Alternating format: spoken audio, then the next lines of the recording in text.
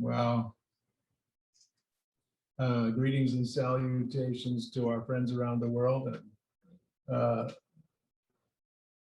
We have about 20, 25 people here in person. I'd say 2/3, 3/4. No, maybe 3/4 wearing masks. Yes, everybody. Oh, I see. Everybody wearing masks except for myself. And this is my host over here, Sierra. I have to swing back around. There we go. That's Subhana. Anything you want to say, Subhana, to the world? Subhana. Savannah is also my homeopath, and so is her husband. He's just working on details. Let's recite the invocation. I'll start with the English, and then I see a few other people on that we can join. So here we go. You can all say with me. Come on. Toward the one, the perfection of love, harmony, and beauty, the only being, united with all the illuminated souls who form the embodiment of the Master, the Spirit of Guidance. I'm very charmed to have Portugal on the call. So let's hear Vidam, let's hear the invocation in Portuguese. Em direção ao Uno, a perfeição do amor, harmonia e beleza, o ser único, unido com todas as almas iluminadas, que formam a incorporação do Mestre, o Espírito da guiança. And I see Regina is here of Deutschland, and so let's listen in German. Dem einen entgegen, der Vollkommenheit, der Liebe, der Harmonie und der Schönheit, dem einzig Seienden, vereint mit all den erleuchteten Seelen, die den Meister, den Geist der Führung verkörpern. Amen. Dankeschön. Dear friends and dear friends, this is the first time that I've traveled out from my home to lead a retreat since I flew home March 16th, 2020 from Morocco on the last flight out.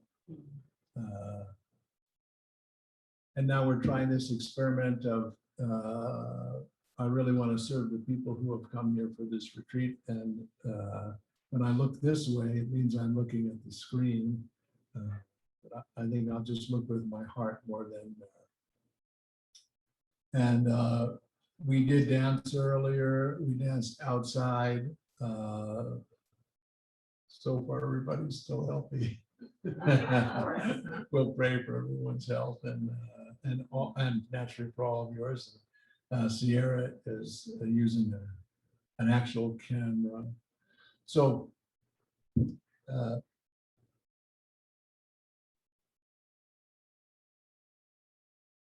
I believe the title of our retreat is Making Friends with the World, Manifesting Loving Kindness and Compassion.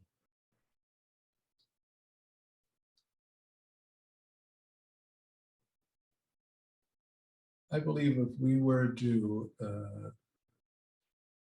look into the root cause of every single problem that we have personally, in our families, in our communities, in our political system, in our racial system, and so on and so forth, and also Mother Earth, all the ways that we as human beings have overused or abused her. If you looked at the root cause, selfish, greed, anger, jealousy, lack of self-worth, and ignorance. I'm sure I've left out a few. Would you agree? Mhm. Ignorance, jealousy, bad education, greed, lust, I forgot lust. Yeah. Fear, thank you, yeah, fear. Lack of self-worth, loneliness.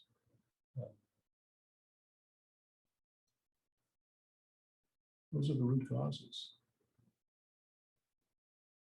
So,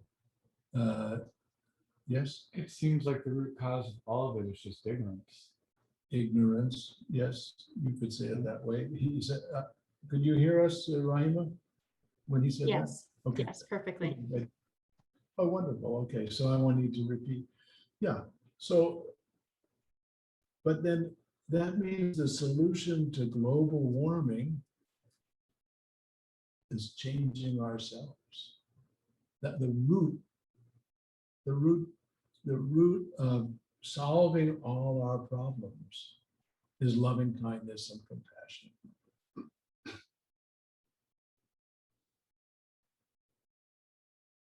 Would you agree? It's mathematical. Caused by one, it should be mathematical. You can uncause it by the. So naturally, we have so many things that play with the science and understanding how to treat Mother Earth, how we use her, how we. If I said it a more elegant way, we are Mother Earth. The essence of all has entered into life, and it entered into life as trees and animals and humans. But everything that this body is made out of, earth, water, fire, air, it's all borrowed from Mother Earth. The spirit enters into form, at least from my own point of view, enters into form, and through the miracle of the womb and so on and so forth, it starts collecting the elements, earth, water, fire, and air, and it makes a body. That body is made out of borrowed material, belongs to Mother Earth, and as the spirit departs it, pretty simple. No matter which form we give it back, it goes back. It's slower if you embalm, but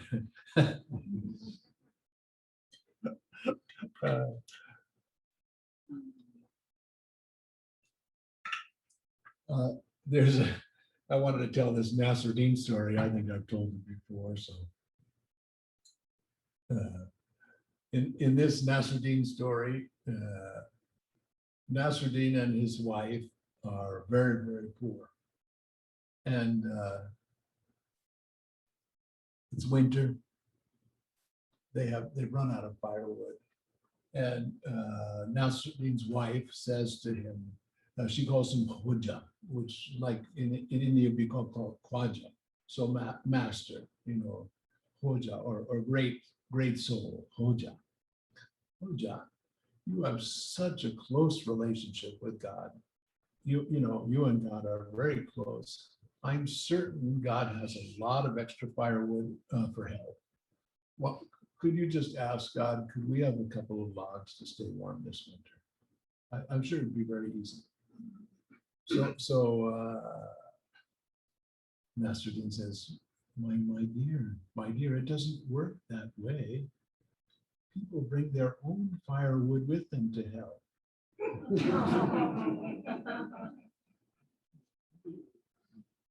Yeah.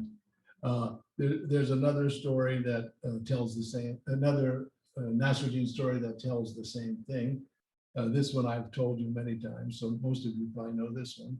But in this one, he's at work with his colleague, and he takes out his lunch and he looks at it, and he looks at it and he goes, turkey sandwich, turkey sandwich. He says, every day it's a turkey sandwich. I'm so tired of these turkey sandwiches.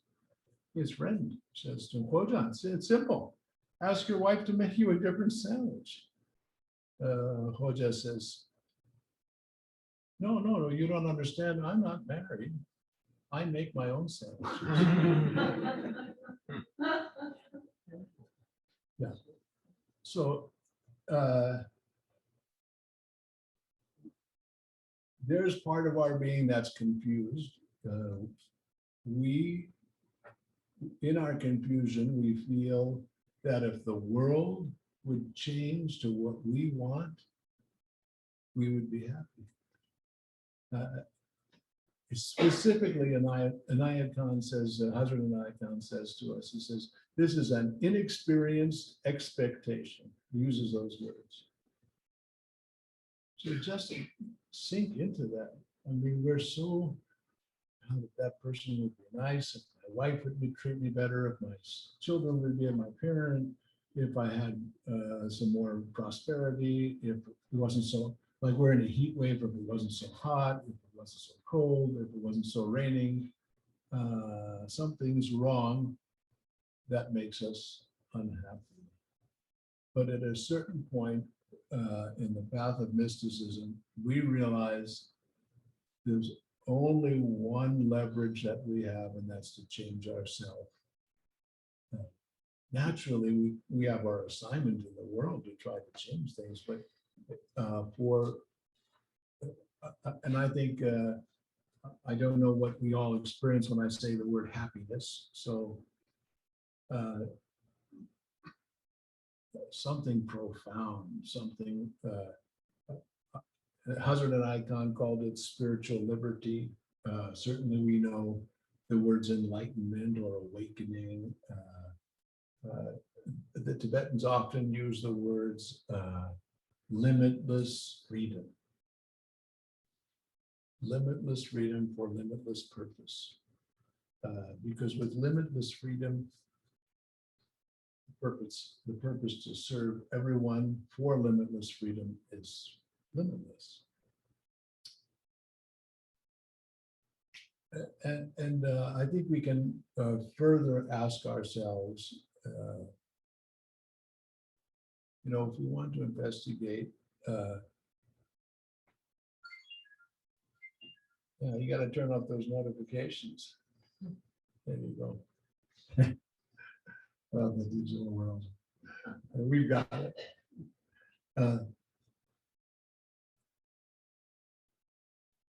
We wake up, my experience is that every morning, no matter how deep experience, how much happiness, how much fulfillment I've experienced in these 50 years of being a mystic or practicing mysticism, I think would be a more apt way to say it.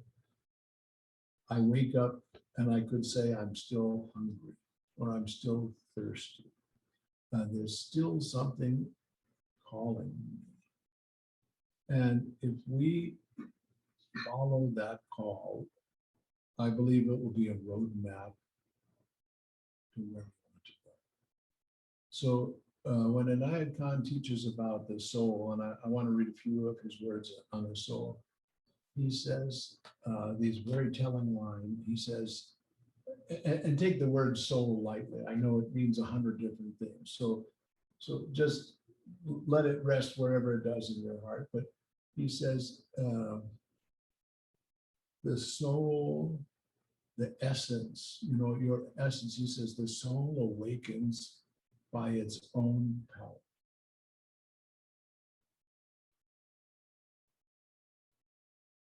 The soul awakens by its own power.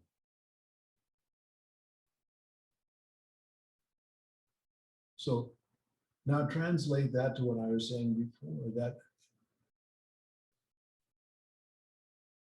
there's always something calling us so far.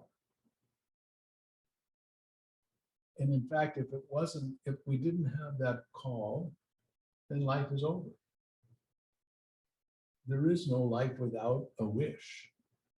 Without, you know, a desire might have gotten a bad rap, you know, because it sounds like I'm wishing for something outside of myself, but there is a very profound desire to awaken for the benefit of all sentient beings, to overcome confusion. So, what is that wish for? You know, that would be our first question. You know, what comes up for you? What is it? I mean, you figure everything you do is for that wish. You brush your teeth for that wish. You go to the bathroom for that wish. I mean, I'm thinking in the morning, you take a shower for that wish. You have breakfast for that wish. You go about what it is you feel your assignment. Even your unskillful actions, your anger, your jealousy, unskillful, but it's still to fulfill that wish. Would you agree? It's like we described at the beginning, that we have an inner place that the contentment is there no matter what something else. Right. So, thank you. Yeah, that's beautiful. So, if you can make a regular investigation, you know, when you wake up in the morning, what is my motivation and how do I manifest? So clearly we won't know what freedom is until we're free. One of the great 11th century mystics, Murshid Sam used to quote for us, Al-Ghazali. He said, it's like shooting an arrow at a target you can't see. So even I'm speaking about it, okay, this is what it looks like right now. Next week when we meet, I might have I would hope I have a little broader view. It'll come into focus more. So that yearning, that yearning is a roadmap on every cell of every living thing everywhere. This isn't just the human path. It's not just a path for those realms of being that we are aware of. It's completely universal. Every cell, now I'm talking cell as a physical object on our planet Earth, but whatever, everything that has life has that roadmap on it. So it's completely universal. It's not Jewish, it's not Christian, it's not Muslim, it's not just for gardeners and musicians or for Democrats or Republicans or for human beings or planet Earth. I have to assume if there's life on our little planet, which is like the speck of sand in amongst 500 billion galaxies, but there's plenty of life. 500 billion galaxies. There's got to be plenty of life. How could we be the only, couldn't be. But it doesn't matter. I don't know. It really doesn't matter. It's still the same assignment.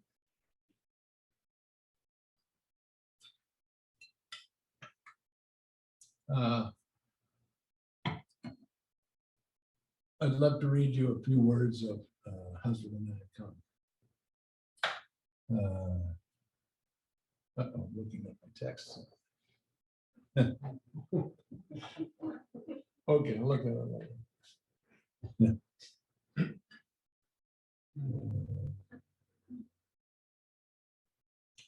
Okay, I'm looking at my iPad, friends.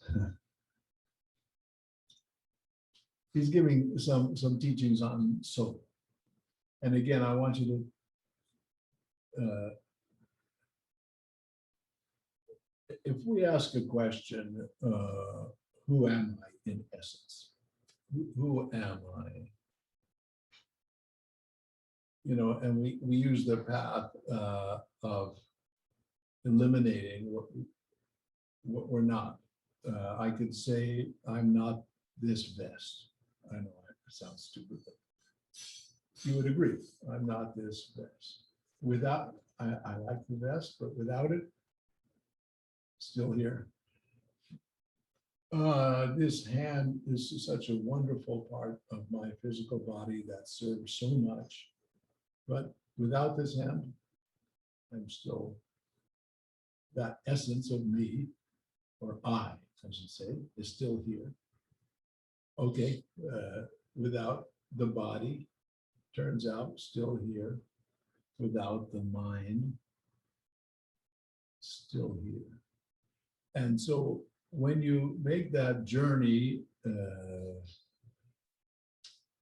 backwards, forwards, when you make that journey to deconstruct your notion of I, when you arrive at the destination, the principal teaching is that there's only one. There's the essence of all. And in fact, that essence permeates everything, because everything is made with the essence as its essence, and then naturally all its parts are made out of the essence. So there's it's the one having a good old time. It's a one having a party. And now the one, the all-pervading, living, being, existence, manifests as a human form over some whatever billions of years. It took a while on this planet. I mean, we don't know how many cycles of other things have happened, but as it does that, as you know, our nature is love. And now imagine, just as metaphor, that the soul, the essence of all, is like a mirror, and a beautiful image comes in the mirror, you. Now the mirror gets intoxicated. It identifies with form and says, my happiness, my being is based on the outcome of this form. So now all of a sudden, the one has become confused and become God confused. And so it appears that our job on this planet in these bodies is to deconstruct that confusion and realize, recognize our true nature. And that true nature, just like the metaphor of the sun, it's in India they call it Sat Chit Ananda, existence, consciousness, bliss. And Merchant Sam used to say to us, and the greatest of these is Ananda, bliss. So connected with realization is extraordinary bliss, happiness, joy, and that's why we often feel the goal is happiness, fulfillment, happiness. So now if you go look for your essence of I, there's never a moment you didn't feel it. But you can feel its confusion or its adapted notion of being dependent on your mind and body. So like I said, the vest, this is a very useful vest. I like it. It's like a man's wallet. I mean, a man's purse. I don't have to carry a purse. I can put everything in my vest. I got lots of pockets. It looks nice, and so this mind and body has great facility and purpose to it, and something that in Quran, I think most of you know this teaching. I was a hidden treasure, and I wished to be known. So it sounds good. I can't really explain why the essence of all was hidden and wanted. I can't explain it except I'm participating in it, and I feel I can follow the thirst that I have, especially through the wisdom of lineage and through the practices we have. Okay, so now here's Anayat's words that just so we have the rhythm of his being. The first thing that we must understand is that the soul is an undivided portion of the all-pervading consciousness.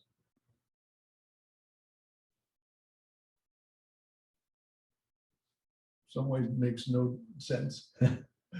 An undivided portion. Whatever, it means something to us. Of the all-pervading consciousness. It is undivided because it is absolute being.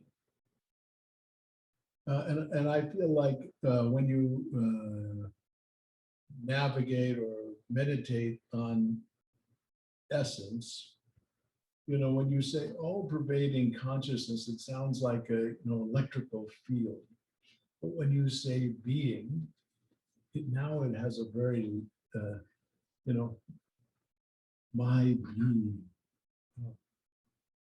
my I feel I'm connected with a feeling of livingness. So that's why I believe in Anayat's invocation toward the one, the perfection of love, harmony, and beauty, the only being.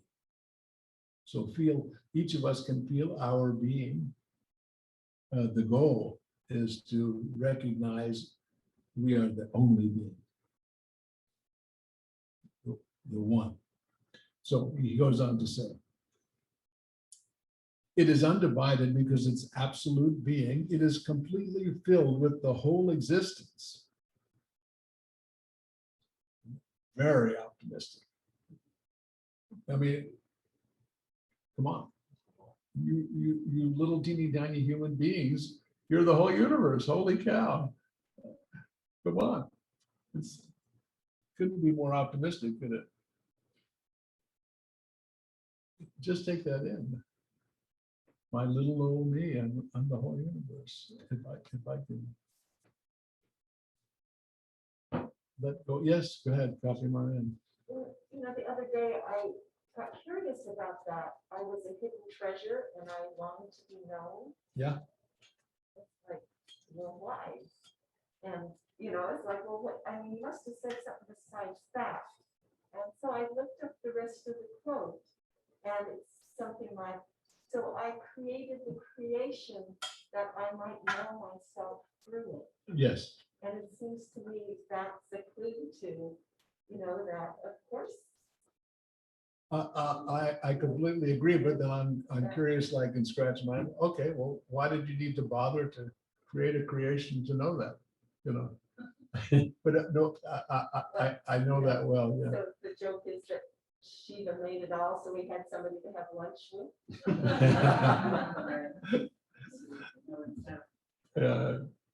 Yeah. It's good. I mean, we should continue to question and look and try to understand things. Just keep changing our view. The exciting thing is looking into each other's eyes and realizing that we all notice who we are, who we define. That's good. I'm glad you know that.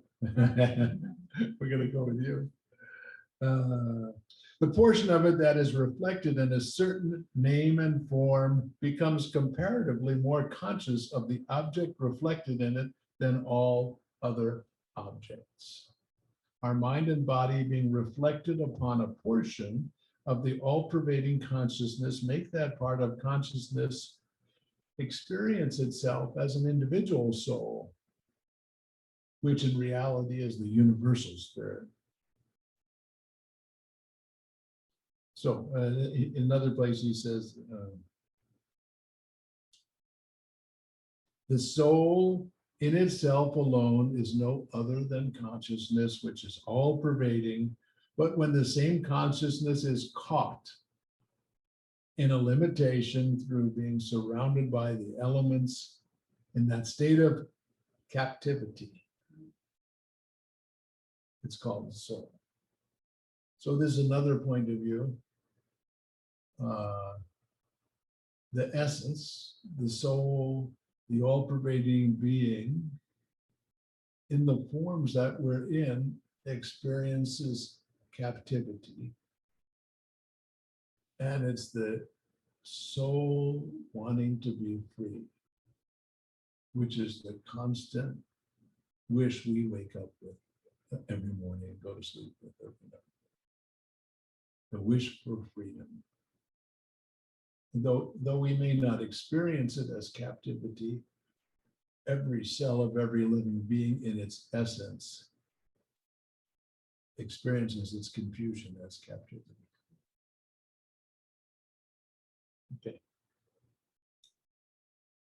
Such is the nature of the soul: youth, age, beauty, ugliness, sin, or virtue. All these are before the soul when they are exposed to it during the physical and mental existence, and the soul, interested in the reflection, may, for the time being, be attracted and feel bound by the object reflected.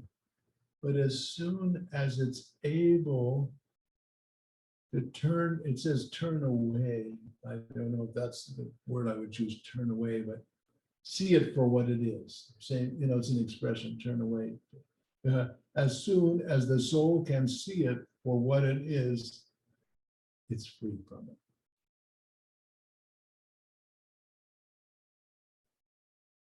Every experience on the physical or astral plane is just a dream before the soul. It is ignorance when we take this experience to be real. We do so because we cannot see, as the eye sees all things but can't see itself. Therefore, the soul identifies with all things that it sees and changes its own identity with the change of its constantly changing vision. The soul has no birth, no death, no beginning, no end. Sin cannot touch it, nor can virtue exalt it. Wisdom cannot open it up, nor can ignorance darken it. It has been always and always will be. Again, this is beyond our capacity, because everything that we are taking note with is temporal, has a birth and a death, our mind and our body. And it's the essence, which has no beginning or end. According to the teachings, I can't tell you for certainty, but I appreciate it.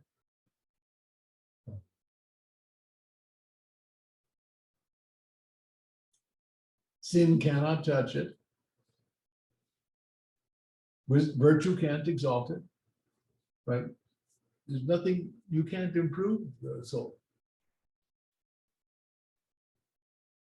Wisdom can't open it up. Ignorance can't darken it. It has been and always will be. This is the very essence of our being. Everything else a cover like a globe on the light. The soul's unfoldment comes from its own power. Here's the line I emphasized before. The soul's unfoldment comes from its own power. Abandon this idea as much as you want. You're still going to wake up thirsty. There's nothing you can do except attend to this. So why put it off? Go as straight as you can to the goal. Every avoidance just takes a little longer. The soul's unfoldment comes from its own power, which ends in the breaking through the ties of the lower planes. The soul is free by nature and looks for its freedom during captivity. All the holy beings of the world have become so by freeing the soul, its freedom being the only object there is in life. You like it?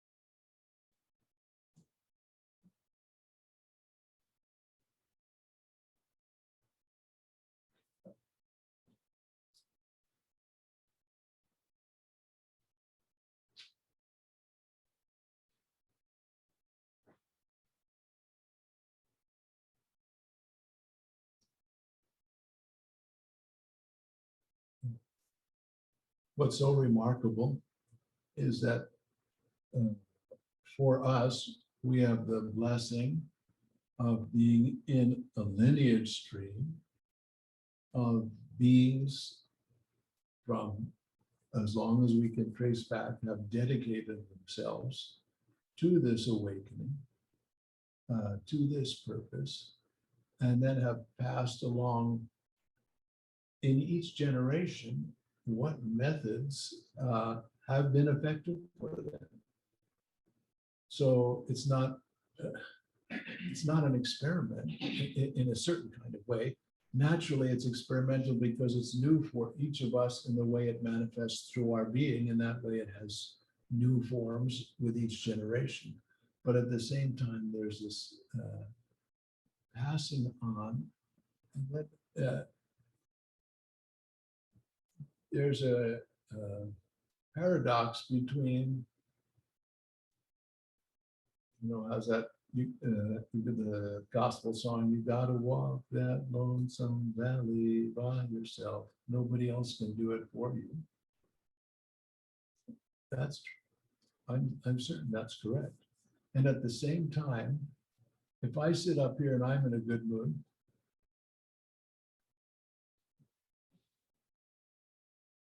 you get it. Just like you could, I mean, I don't want to make that joke, sorry. You'll catch it.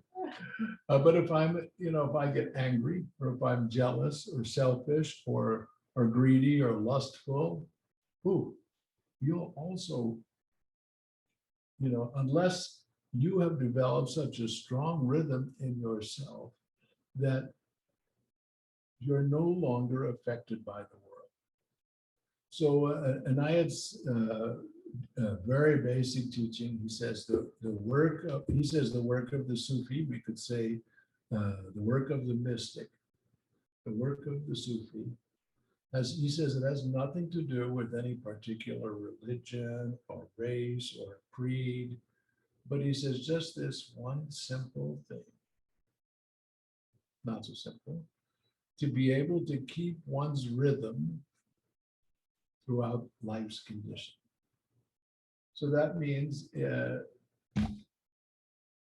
your liberation is no longer based on circumstance. Is that clear? Yeah. It's clear, except that what you just said is also true. It's clear that I can have an inner peace no matter whether I'm sitting in the bomb shelter or whether I'm sitting at an outdoor music festival. But what you said a moment ago was, if you're unhappy, then I'm going to catch it.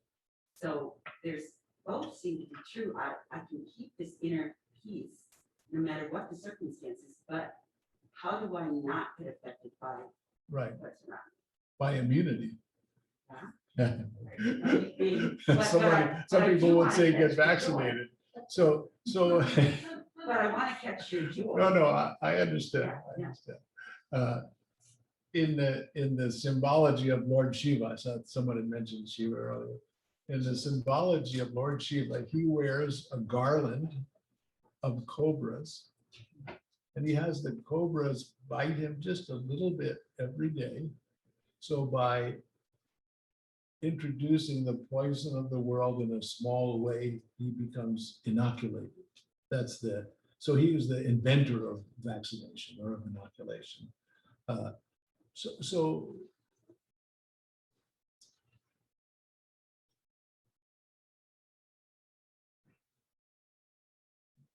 the more steady your own rhythm, the less you'll be affected by the world. And I think it's paradoxical because it would sound too cold if you weren't affected by suffering. But there's the way the Tibetans show it in their symbology. So there's a deity, a being called Chinresi, or the Bodhisattva of compassion. So in the mythology, Chinresi, there to remove suffering, saw the suffering of the world and I guess you could say feeling ineffective. I mean, that's my projection, but because of the cried two tears in the mythology, and when the tears struck the ground, the Taras took birth. Right, so out of the being touched in the heart, something very, very beneficial came. So rather than thinking in black and white, unfree and free, it reminds me of someone had asked His Holiness Dalai Lama, do you still get angry? He says, sure, I still get angry. But as I've grown, I recover more and more quickly. Right. So if we want to be warriors for the truth,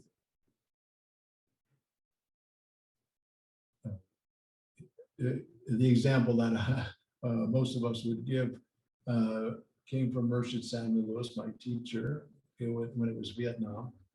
And he said to us, he says, I'd like to go to a peace demonstration where the demonstrators demonstrate peace. So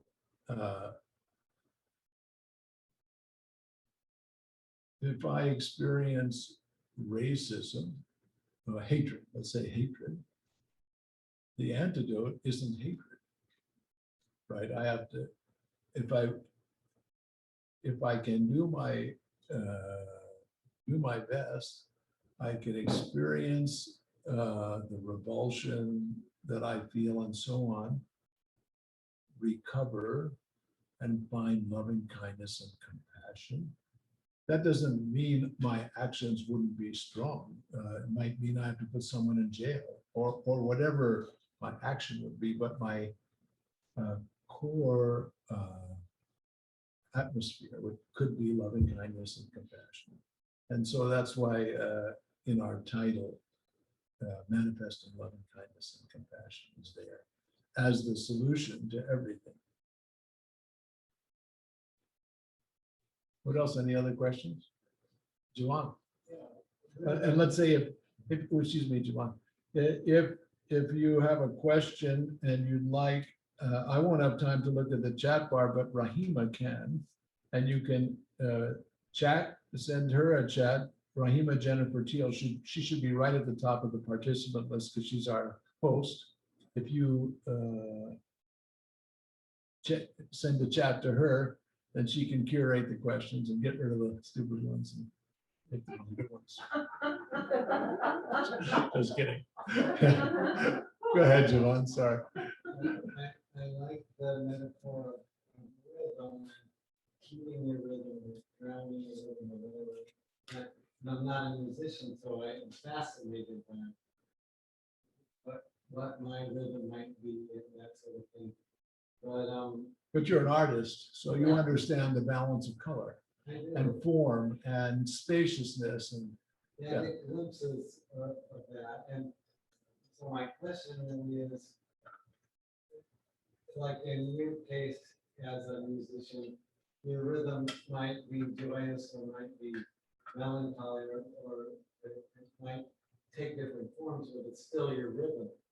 Like the Beatles or Bob Dylan, so they have their own gritty rhythm, but they also have their other part of the rhythm. And so finding that rhythm and holding it sort of feels like it's not so simple as let's just feel peace or let's just feel love or let's just feel happy. So I like the rhythm metaphor better than saying, well, let's all be kind. good. I do too. The core of our lineage practice is making a habit of a rhythmic breath, or said in another way, to allow the breath to have its natural swing of inhalation and exhalation. And if we were to take some time to study every disturbing emotion, you would see that each disturbing emotion interrupted the flow of the breath in a certain way. Let's do it for a few moments. So the core of our practice, I think the core of our whole lineage practice is this, to have a nice, refined in-breath through the nose, and a nice, refined out-breath.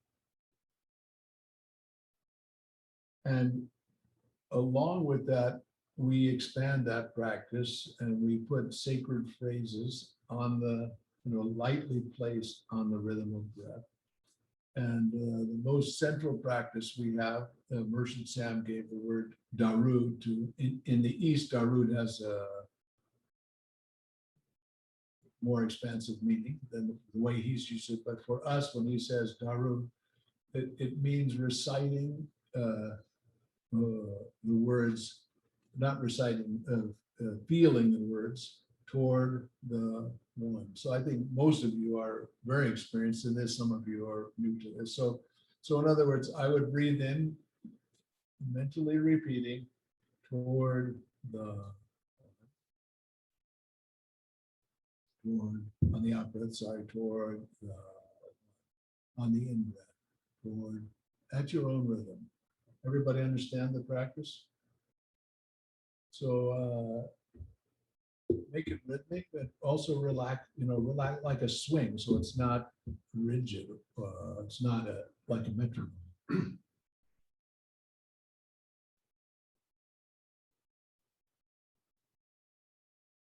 Naturally, if you're in Portugal, say it in Portuguese, and in Germany, dem einen entgegen, and so on and so forth.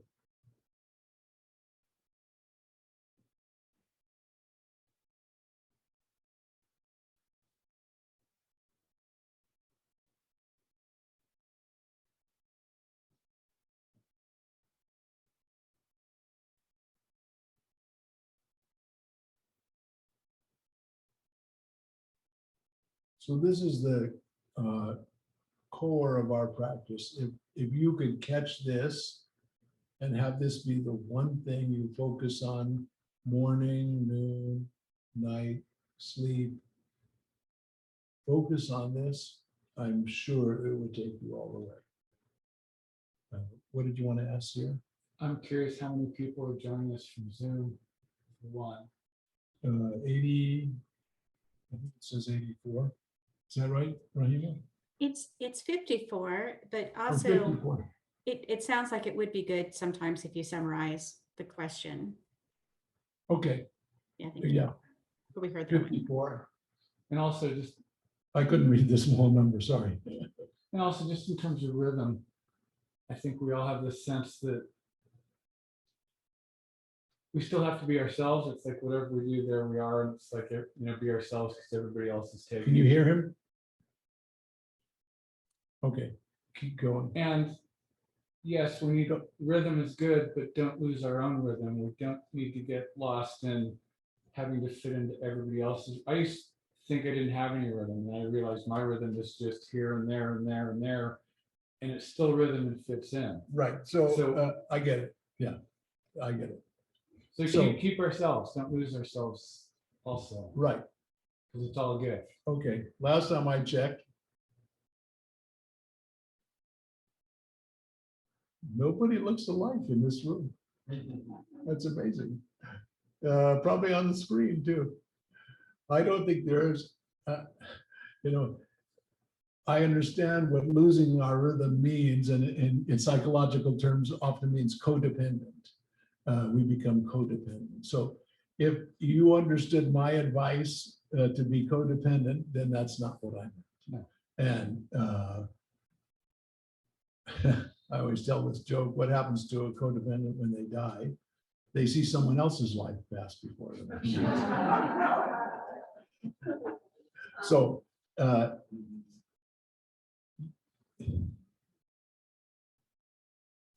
there's no duplication. There's no duplication. There's no two things. there's nothing that duplicates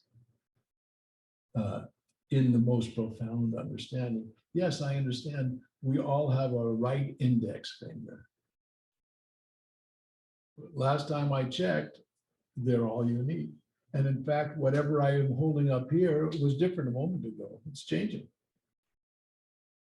So there's nothing stands still. This is an important understanding.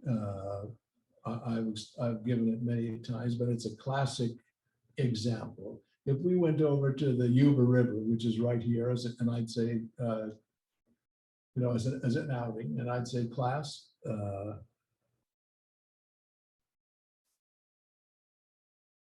here's the Yuba River. Well, wow, so beautiful. Hopefully it still has some water in it. But anyway, we'd look at it, and then I'd say to you, okay, which part of it makes it the Yuba River? And now we'd be stunned. Because there is no noun called the Yuba River. The water is moving. It's never been this ever. It's always been different water. In fact, it needs the rocks and the container. It needs the trees around. It needs the sky. It needs the gravity. It's all interdependent with all 500 billion galaxies. The Yuba River depends on the 500 billion galaxies, and they depend on the Yuba River. So that there's no nouns on. Nouns don't exist. It's a convenience. It's a human convenience.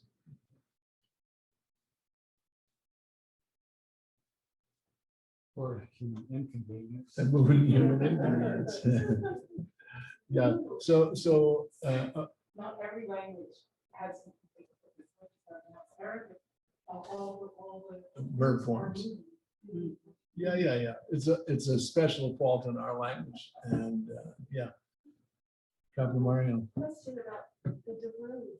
When we walk it, we usually walk it in four, and breathe it in four. Right. And so sometimes I notice it feels like the swing of my breath goes in three. Right. So the question, I don't know, could you hear the question, friends? No? So the Darud practice, when we put it into walk, and again, this would be difficult to teach sitting, but many of us have practiced this, that we've been trained to walk and coordinate our steps and our breath. And typically it's given as toward the, so in a 4/4 time, at a pace that's comfortable for us at that moment and on the terrain we're on, but toward the, it's in 4/4 time. So Kapi Mariam was saying that oftentimes she feels more comfortable in the waltz time. Toward the one, toward the two. Well, if you're a musician, there's 1, 2, and 3. Everything else, that's it. Everything else, a combination of those. 1, 2, 3. 1, 2, 1, 2, 1, 2, 3, 1, 2, 3. It all has its place. Yeah. So the secret is to understand it. 4/4 time is the most steady and balanced time. Waltz time, very beautiful.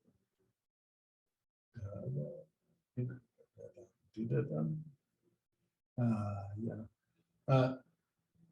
Let's see how we're doing on time. Just to go back to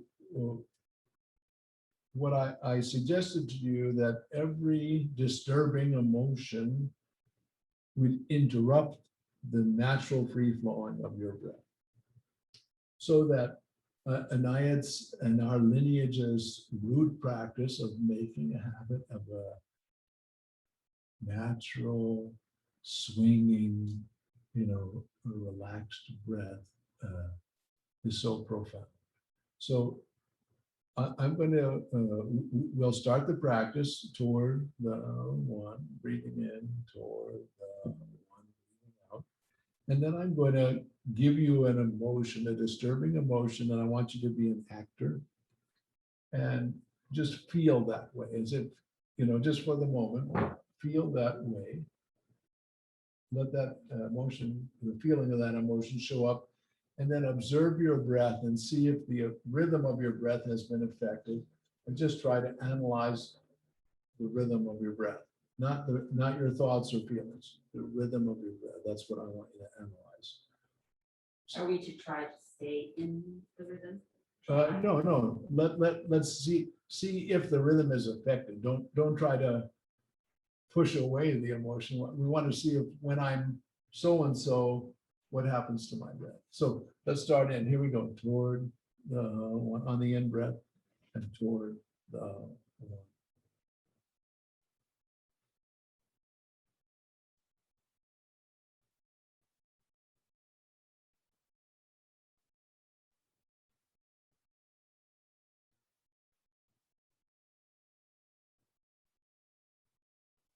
Okay, just feel lonely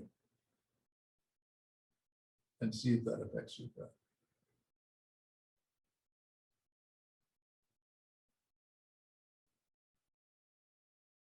Okay, it should be long enough. What'd you feel? Shorter. Okay, Can't breathe in. can't breathe in. Puzzled. I didn't. Who said that? Puzzled. Puzzled. Okay. That's an emotion rather than what happened to your breath. That's what I was looking for. I was looking for loneliness. It's hard to find. Oh. Okay, whatever. Jagged. Okay. Like idling. Idling. So the most typical is when you're lonely, in that state of loneliness, you're stuck on the out breath. It'd be like this.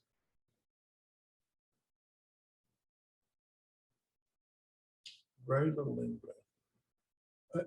Try this as an experiment. Feel lonely for a second and breathe in, a full breath in. Hard. It's hard to feel lonely with a full in breath. Right. So it's also true that, again, use these terms lightly, destructive emotions and constructive emotions. Don't make too much of a fuss over that, but let's try what we might call a constructive emotion. Okay, so go back to the rhythm of your breath, toward the one, toward the one. Just a nice rhythm.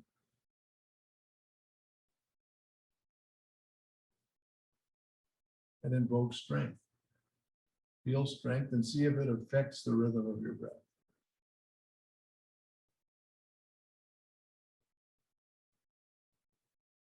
Okay, long enough. Did it interrupt the flow? I got more in breath. Nice. Just some sweet quality added to the breath. Did you feel that? Fuller. Yeah. Maybe think right away, okay, I'm going to do this practice. I'm also going to do the one confidence. I'm going to focus on confidence. Oh, I'm going to focus on kindness, on compassion, on forgiveness, on steadiness, and so on and so forth. Okay, let's do one more, and then so go back to the rhythm of the breath, the neutral.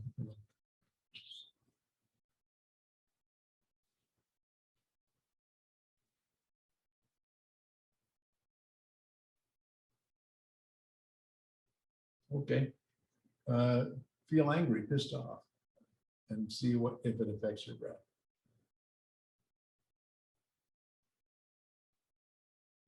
Okay, long enough. What happened? Hold my breath You hold your breath, yeah. And where did you hold it? before the intake. Actually, well, we'll see. But anybody else? I like that. Okay. Open it all up and then- Okay. Here's the most typical. I'll do the experiment with you. So breathe out. Hold your breath. Try to be angry. Okay. Try this. Breathe in. Hold your breath. Now feel angry. Okay.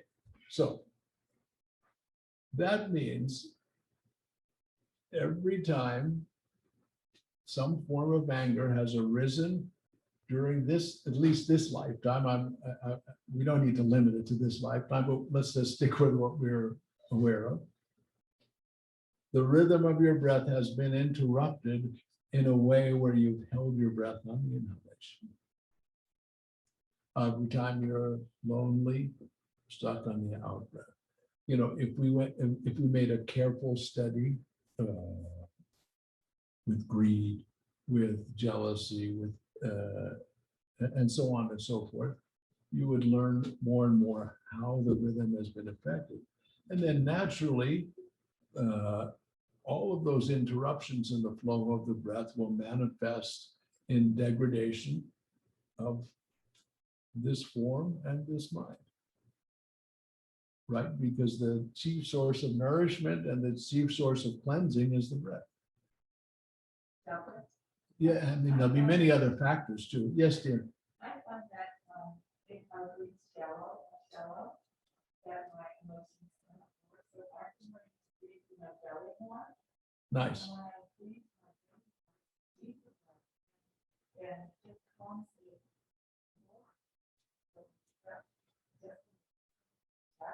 Right. So let me just say that Shoshana was talking about her. She felt when she had a shallow breath, it didn't serve her as much. And if she expanded her breath to a deeper breath, and especially in the belly center, that it would serve her development and her capacity much more. And in his text, Mershid Sam says to us, he says, breathing through the belly center is the perfect way to rid the mind of useless luggage. One of my favorite lines. So, you know, that in effect, it's like, say you remove your nostrils and you glue them on at the belly center. You feel like the current is coming in and out there. So, I mean, I'm making it a little bit simplistic. You know, a human being, this life is very rich and complex. So let's not be too simplistic. But in general, you should understand that practicing a rhythmic breath through meditation, through walk, through everyday life is an extraordinary tool to awaken. It's at the core of our lineage practice. And it's something that we want to make a habit of every single day. As we wake up, as we go to sleep, as we travel throughout the day, to live in the breath, and then in meditation as a way of, you know, winding the clock. Like meditation is more like the period when you go to the gym and you're lifting weights. So now you're lifting the weight of making a rhythmic breath.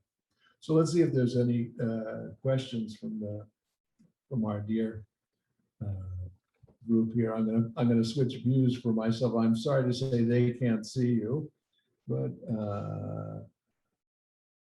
Rahima. Hi, Any- we have one question from Leslie. She writes, how do we practice wrathful compassion skillfully? I find this the most difficult. Some people only stop when I use a loud voice and interrupt them. Yeah, that's a great question. And obviously the simple answer is skillfully. And the fire element has so much more capacity to do damage, you know, than the water element, or, you know,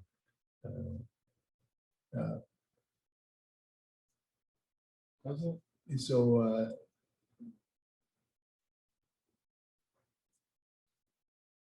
you have to learn by practice and see what the effect is and what the effect is on you, because to say wrathful compassion means that you're, the way Mershid Sam put it, he says, feel my pulse. My pulse doesn't go up when I get loud. So that's quite extraordinary. I can say that that's arisen for me sometimes, but not all the time, because don't forget our motivation is always a mixture of selfless and selfish. And the more the needle goes toward the selfish, the more damage it will do, not only to the person who we're sending the fire to, I'm using the word, the fire element, you know, the wrathful quality. So if we use anger in the sense of unskillful wrath, when we get angry, long before that anger meets its mark, it will cause its own damage to ourselves. It'll burn ourselves up. It'll affect us. So there's nothing wrong with wrathful compassion. You need skillful means, and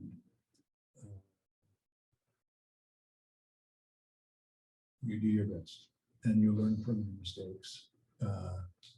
And I can remember, I remember one time where I felt it was necessary, and I tried to practice it skillfully, and I was very tough with somebody, and I saw how hard it hit them. And then I felt like, oh no, what have I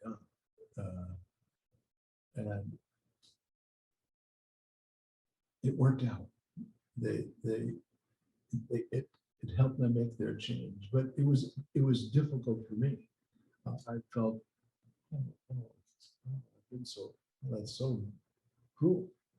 So not easy, not easily.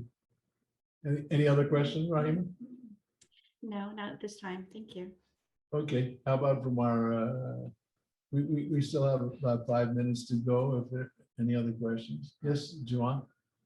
There's a story about this Persian village where yak meat was one of the main things that they ate in this village. And so there were 8 different butchers that lived there.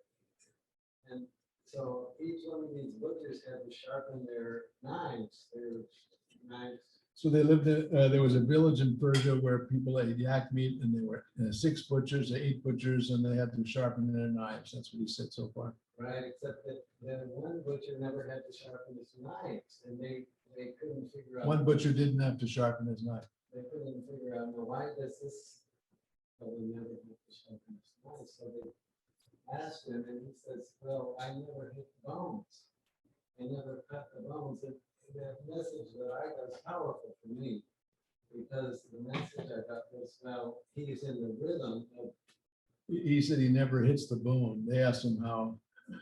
Well, it's a good metaphor, but it's a little bloody. Thanks for the metaphor. But Well, there are things to be angry at, so, you know, in the world. oh, so, definitely, yeah. But definitely. you watch the Black culture on Juneteenth today, and you see, even though so much anger and meanness has come toward them over all these hundreds of years, they go and sing the gospel music and include me in the choir. Yeah, no, So thank you that's for a good reminding us. So let's dedicate ourselves to this holiday of the end of slavery, and especially for our human community who has been so brutally treated. But end of slave to the nafs, you know, to the ego.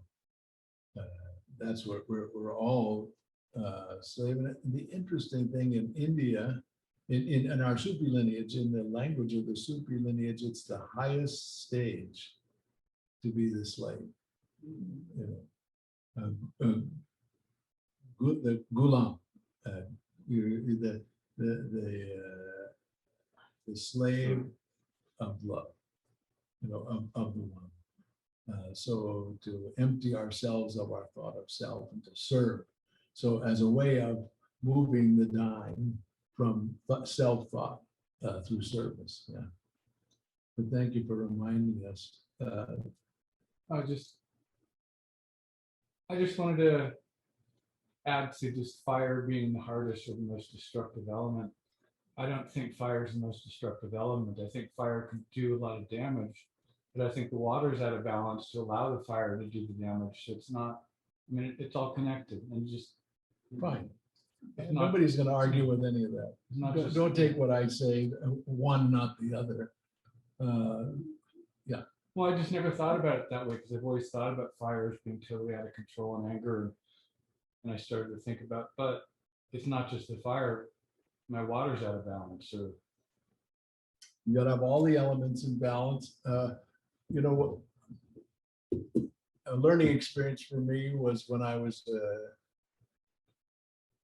was a teenager or just 20 or whatever, and I was camping with a girlfriend. We were in Connecticut. Someone had let us use their land, and we built a fireplace out of, how you take rough stones and you make a circle and you put the fire in the middle to keep it safe. And it was morning, we were having breakfast, and the fire was hardly, wasn't a big fire or anything like that. And one spark went like this out of the fire. It landed in the dry brush.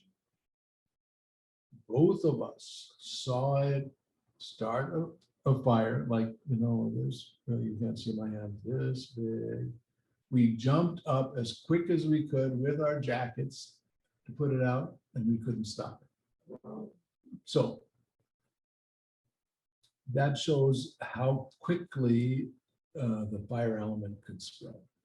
We can give lots of examples how that could happen for the water, for earth,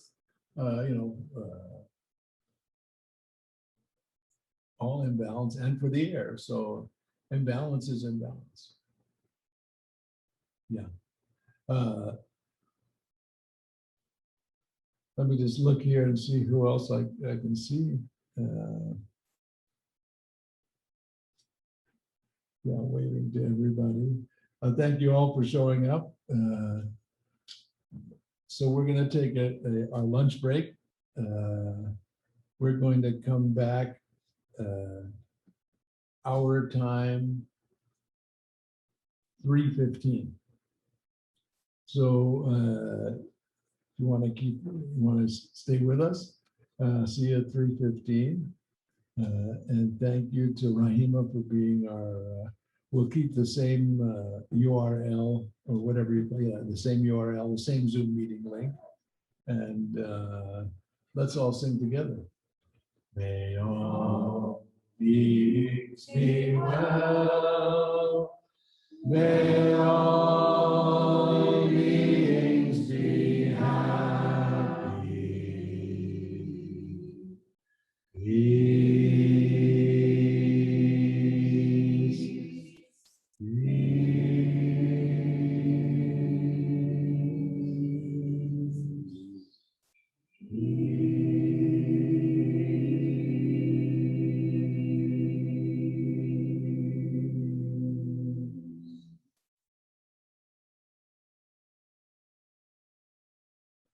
Those of us here, let's recite out loud. Here we go.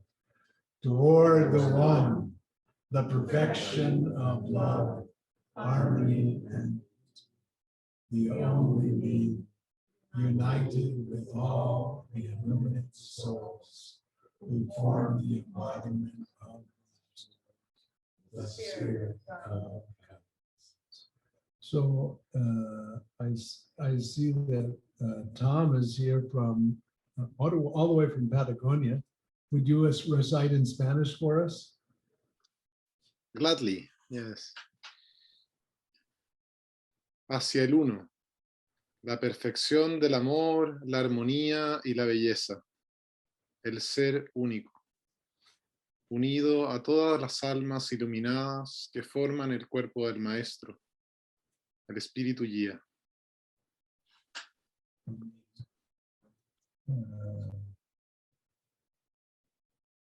Okay, aloha lani. How about in Hawaiian? Are you ready for that? Yes. I ke akua, ka mea pono loa, o ke aloha lokahi a me kanani, o ke kanaka vale no, hui pume na uhane o la a pauloa, ke ia ano I ka ho'olala o ka haku, ka uhane o ke alakai. Any other language present?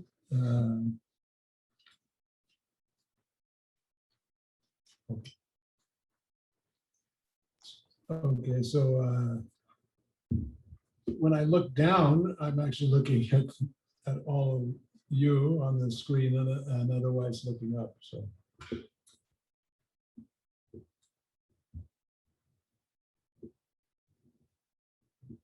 So I'm going to ask you if you project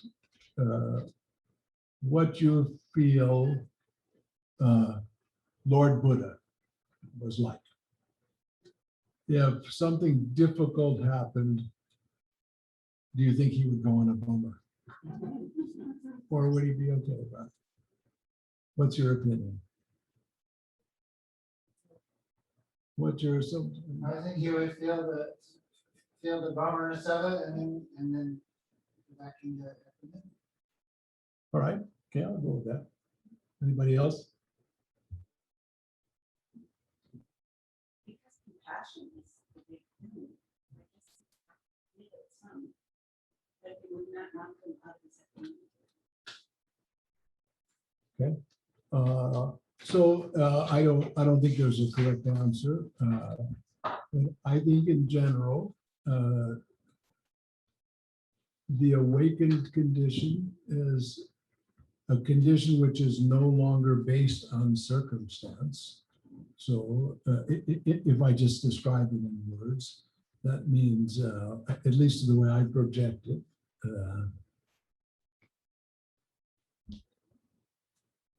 you could feel ever more profoundly the suffering of the world without question, but your own state, your own station would still be freedom.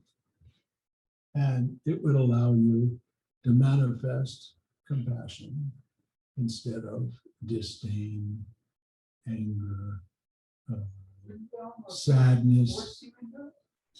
Say that again. Wouldn't it almost force you into compassion if you look at suffering and you know? I wouldn't use the word force. Force is not the right word. I wouldn't use the word force, but it's natural. pushes you, It's natural. It leads to it. Right. So if I asked you in another way, what are the natural qualities of the heart? I believe you'd all say love and compassion.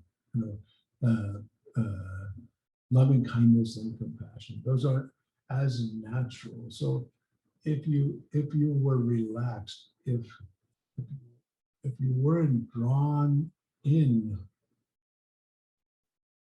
to the conflict, you could manifest the most healing atmosphere.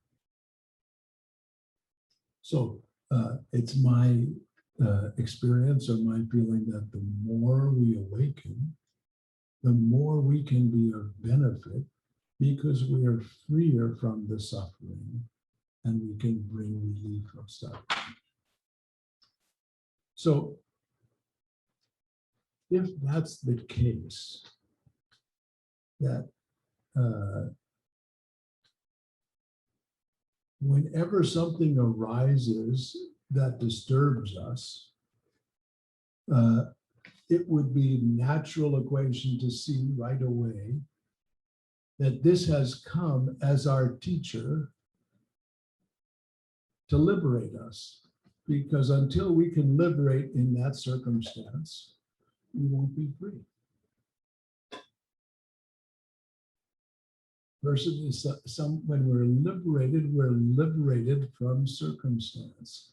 If there's any circumstance that grabs our attention, by definition, it's come to us as a gift to practice to liberate.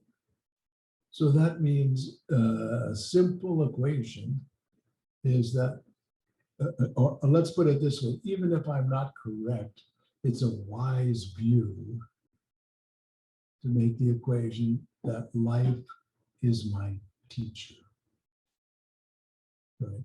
So if someone is annoying, let's say, might happen to you. Now, if I can remember, oh, this is a really good teacher, because I won't be free until I can be free in this circumstance. So let me right away, in Tibetan Vajrayana practice, it's called Tang Len. You right away take in the disturbance, the suffering, and you send out loving kindness and compassion.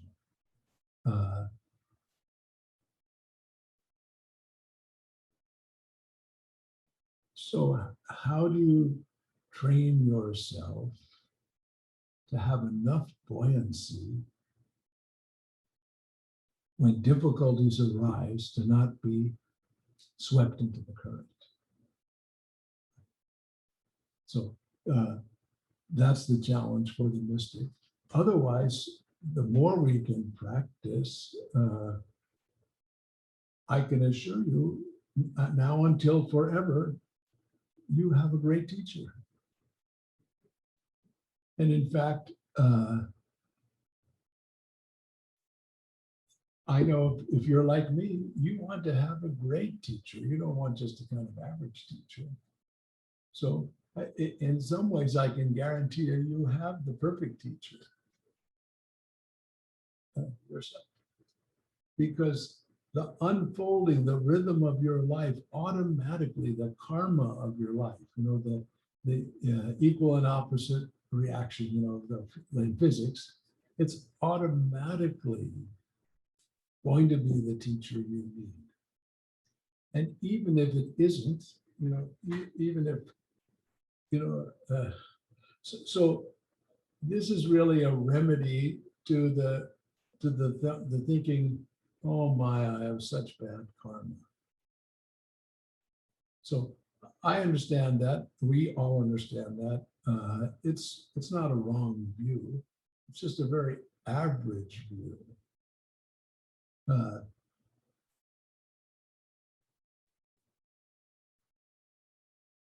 Now you can turn the tables and say, okay, I've got something to work with.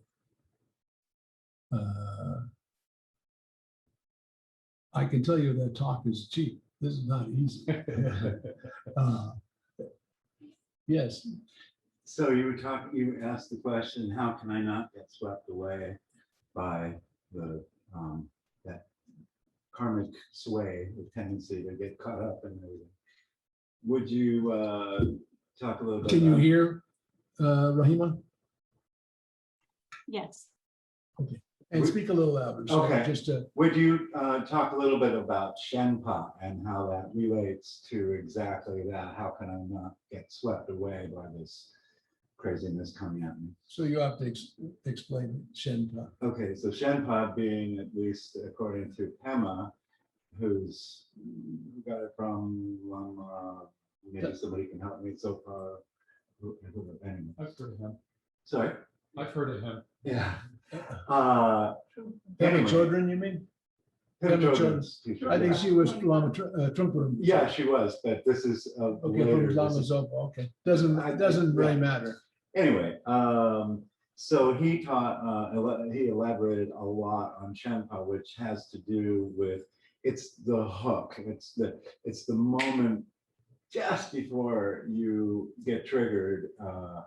And it's that moment of choice where, okay, there it is. I can either jump off the diving board into the shit pile, or I can make the decision to take a deep breath and exercise my skillful means. Right. Yeah. So it takes practice. It's very simple. The more you repeat the action, the more you'll able to recall. The more you learn how to pause. But so we've been so schooled in our, at least in the Western culture, American culture, to think in terms of goal that I want to get enlightenment, you know, I want to do good, so I want to be a doctor. You know, if you're a doctor, then you're fulfilling a purpose. If you're a secretary, I mean, obviously you're fulfilling a purpose all the time, but in our confused mind. So I think it's wiser to look in terms of how, then what. What's your process? And so in that way, when we dedicate our lives or when we make aspirations every day, like, oh, what do I want to bring to this day? So I think most of you know I have a 10-point program. Now it's already an 11-point program. I'll go through it quickly because I think most of you know it. But it starts, Amir, it starts with every morning I want to make an aspiration to manifest strength and courage. So in other words, if you don't have a way in your daily practice to develop strength and courage, it's likely you won't be able to accomplish anything. I don't just mean physical strength or physical courage, but mental, moral courage, soul courage, love courage, you know, etc.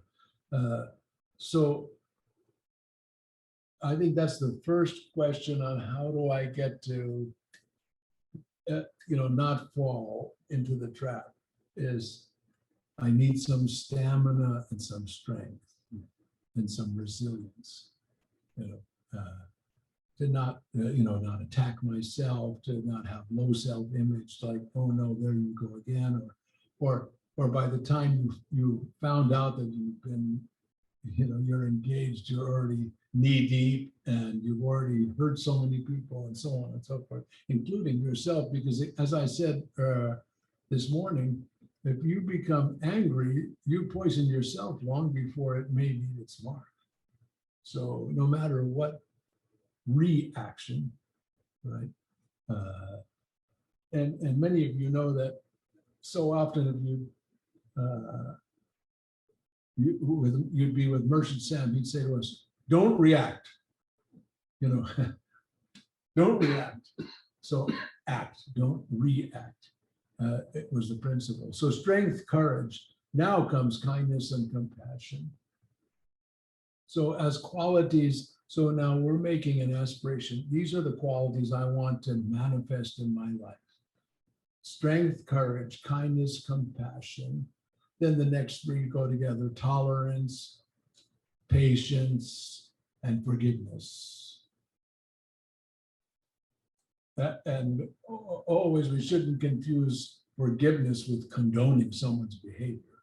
We don't want to entitle someone to be an idiot or to be whatever, you know, to be a hater or a rapist or a, you know, a misogynist or whatever it is. We can still put them in prison, but we can still manifest love and kindness and compassion. So it's not a forgiveness. It's changing your own, what you manifest from reaction to loving kindness and compassion.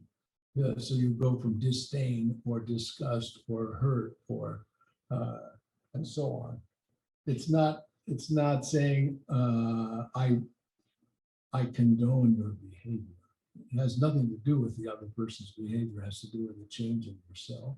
So strength, courage, kindness, compassion, tolerance, patience, and forgiveness. So now comes gratitude. Because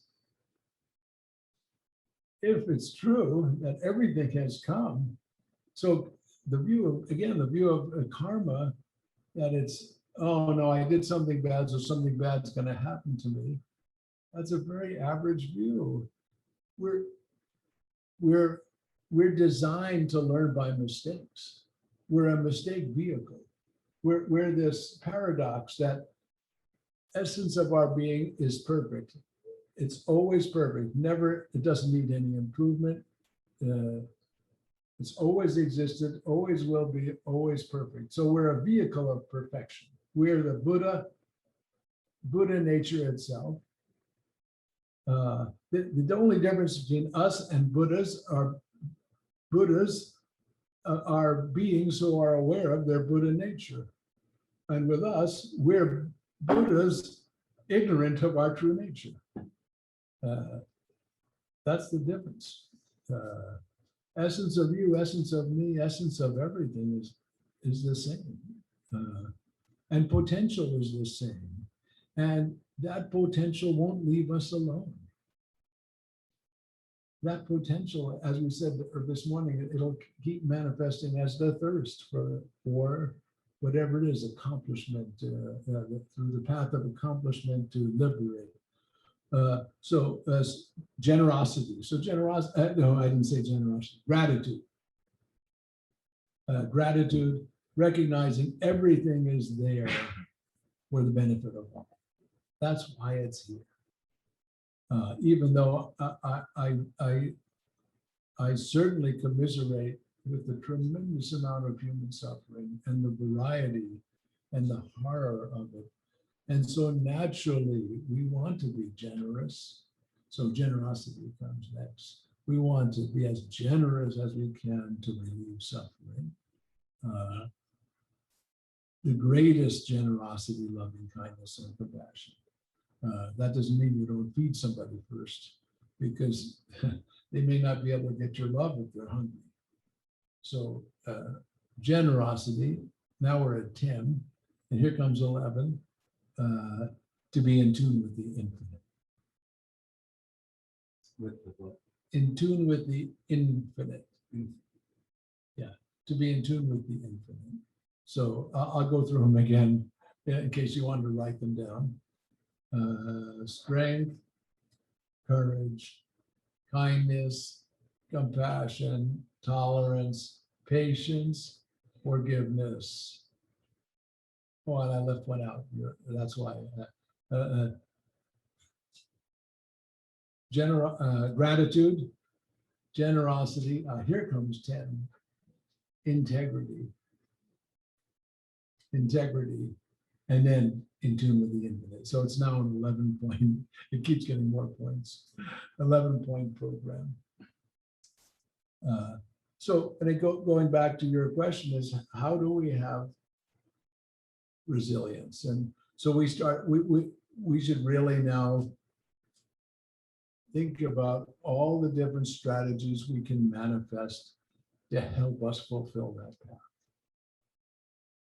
So my favorite mantra, one of my favorite mantras is, this is how it is right now.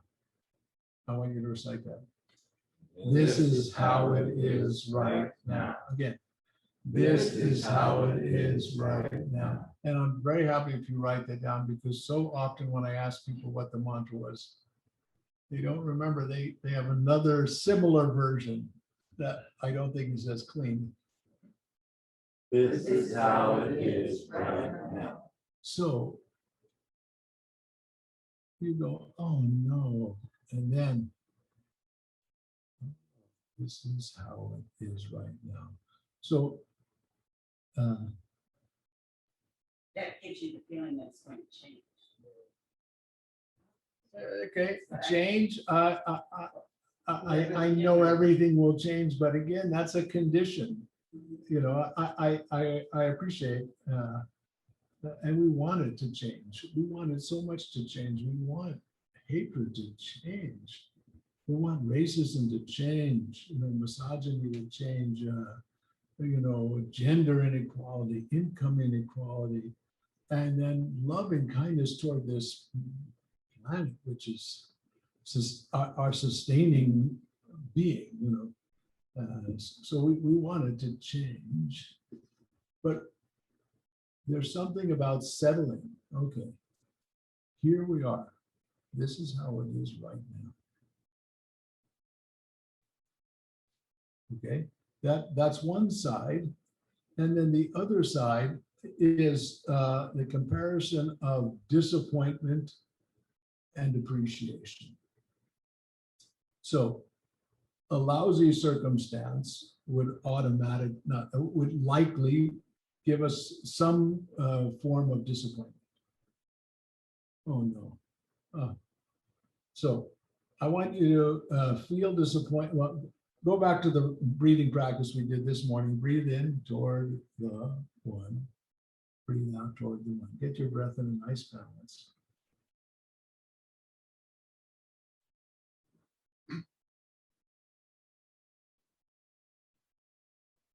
And just think, oh no, not this hatred again. Okay, what'd you do? You breathed out. Okay, so if you're going to make change, you need vitality. You're not going to change anything on the out breath. So, along with the disdain. Okay, let's compare it to appreciation. So, this has arisen for the benefit of all sentient beings to help us awake. If we can look at life from that to relieve suffering. So what I'm going to suggest is we feel the gratitude that we're getting to experience life. So go back to toward the one.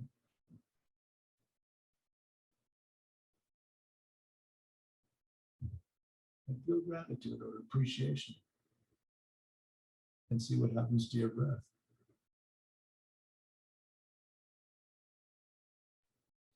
You breathe in.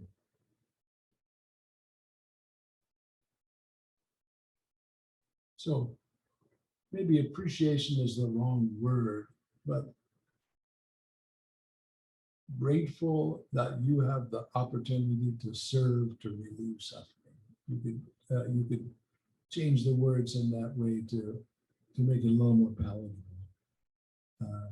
There's a gratitude that you have the resilience to not be drowned. You have the resilience to have to go to a peace demonstration and be peaceful.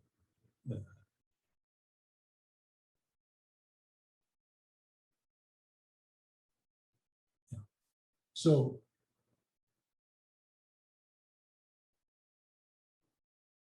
we need strength and we need insight.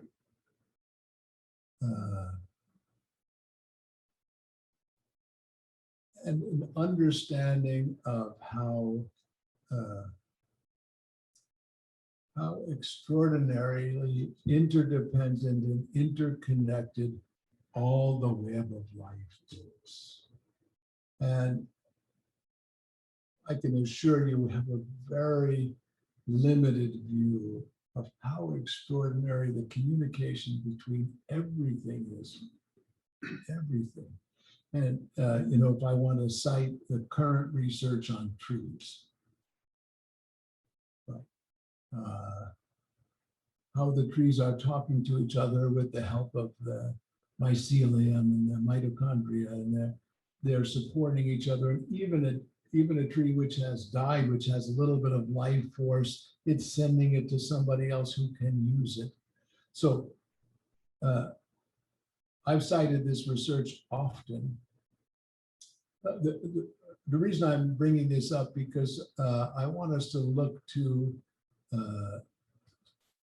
for us to have a living relationship with the planet that's serving us. Because if we have a living relationship with it, automatically, it'll be symbiotic. We'll care for each other. And it's even hard to say each other because who's taking care of who? Mother Earth is taking care of us for sure. And no matter what we do to Mother Earth, even we make it uninhabitable for humanity, and we all, this experiment of human beings disappears, Mother Earth will be fine. She's much more resilient. But that being said, we want to do our best to not destroy what we're destroying. So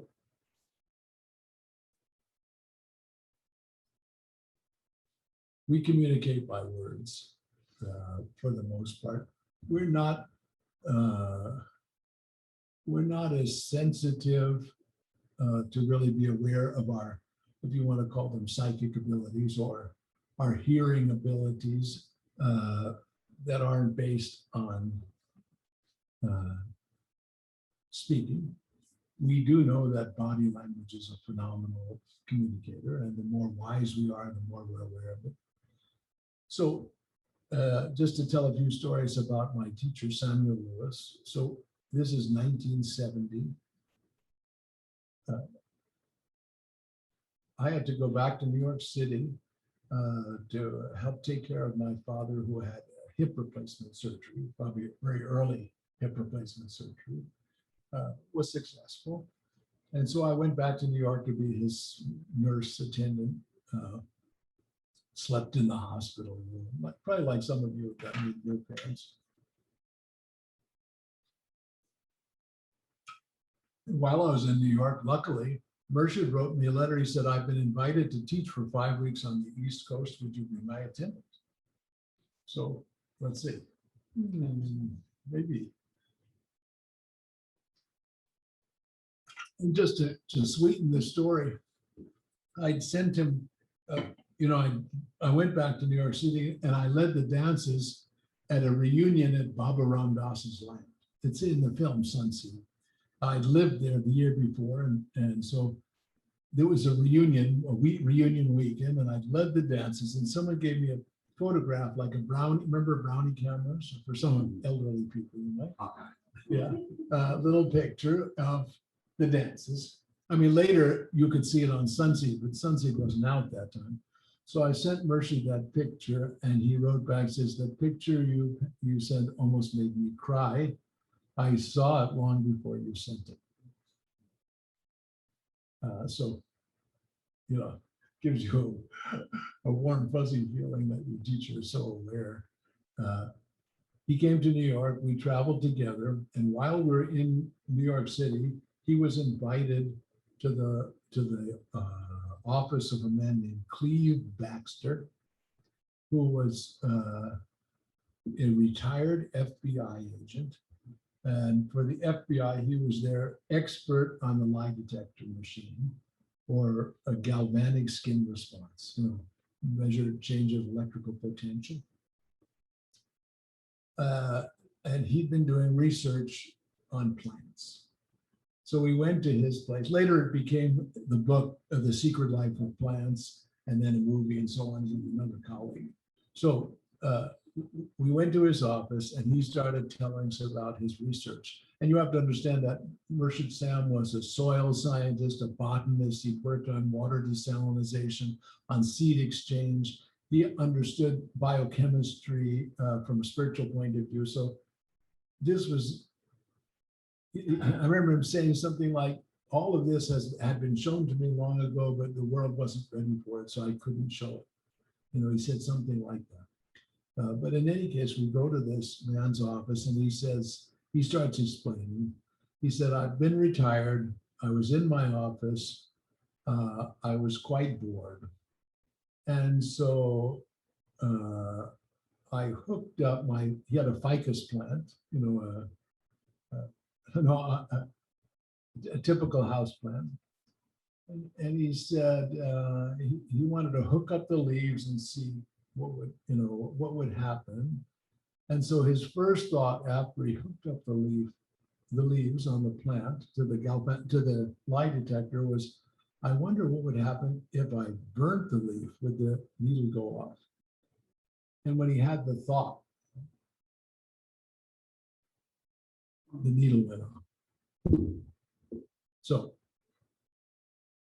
that's true of every single plant here.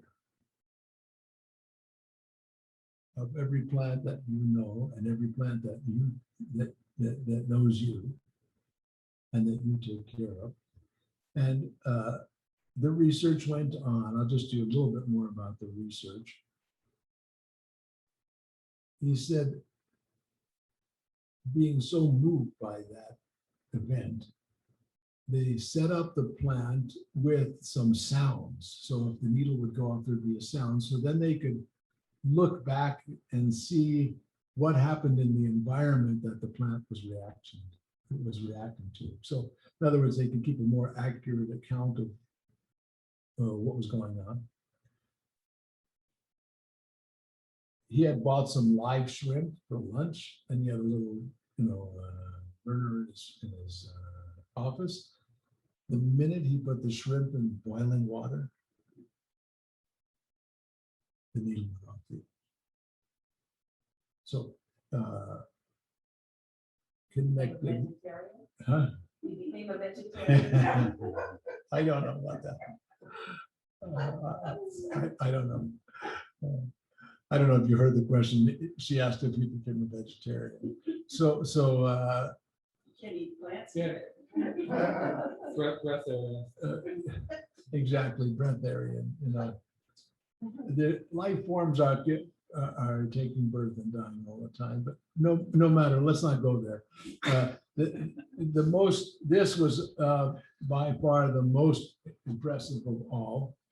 So now he's on the lecture circuit talking about his research. I mean, it's much wider than I'm mentioning.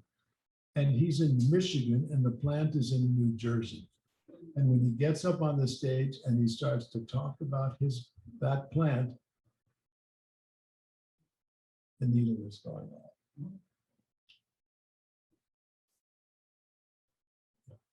So the natural world is a living world. It's full of all sorts of powerful capacities that we're unaware of. And those of you who work outside, who are gardeners, who grow vegetables, who grow trees. So I can say, whether it's true or not, I feel those trees, those plants talk to me. Okay, there's me talking to them, but they send me energy. I have one plant that I brought from Bali 25 years ago. It's a flowering plant called champaka. And I could be traveling in Europe and the smell would come to me, when I needed some support. So the natural world is a living world. And we want to have a living relationship as we walk through. So if you're walking through and there's people, you probably say, hey, nice to see you, nice to see you, nice to see you. So now I want you to, when you're walking out, you go, nice to see you, nice to see you, nice to see you. Talk to the plants, let them talk to you, have a living, support them. And as you support them, then naturally your actions will be to benefit their life. It'll be natural, as it should be. And certainly, whatever our science is today for ecology, I know it's going to be disproven for something better later. We've learned that in our generations. What we thought in 1960 is different than in 70 and in 80 and 90 and so on and so forth. It keeps improving and different understandings and so on, what we can do. But again, loving kindness and compassion. So how do you develop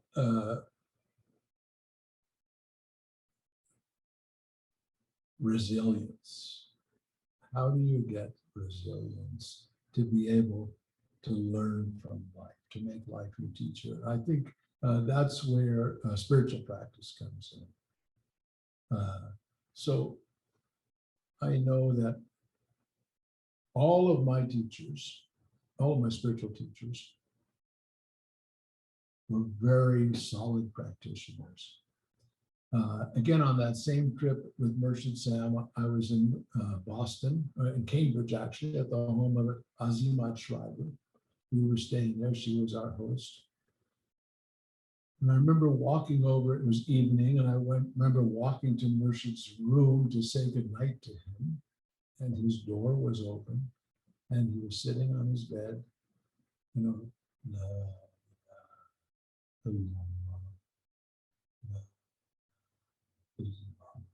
he was doing his evening practices.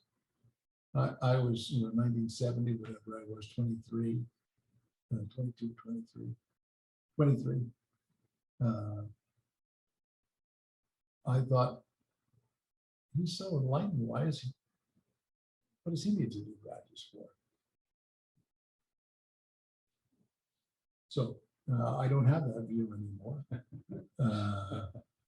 No, I don't mean to speak. If you misunderstood that, I think less of him. That's not what I meant.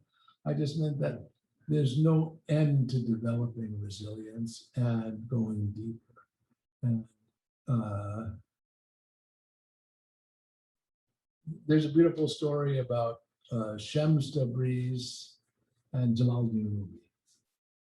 I don't know, you know who these characters are? So Jalaluddin Rumi, I think you all know, the most famous poet in America, a mystic of Persia. He came from a family of scholars and mystics, but very elegant, if you could, if you imagine.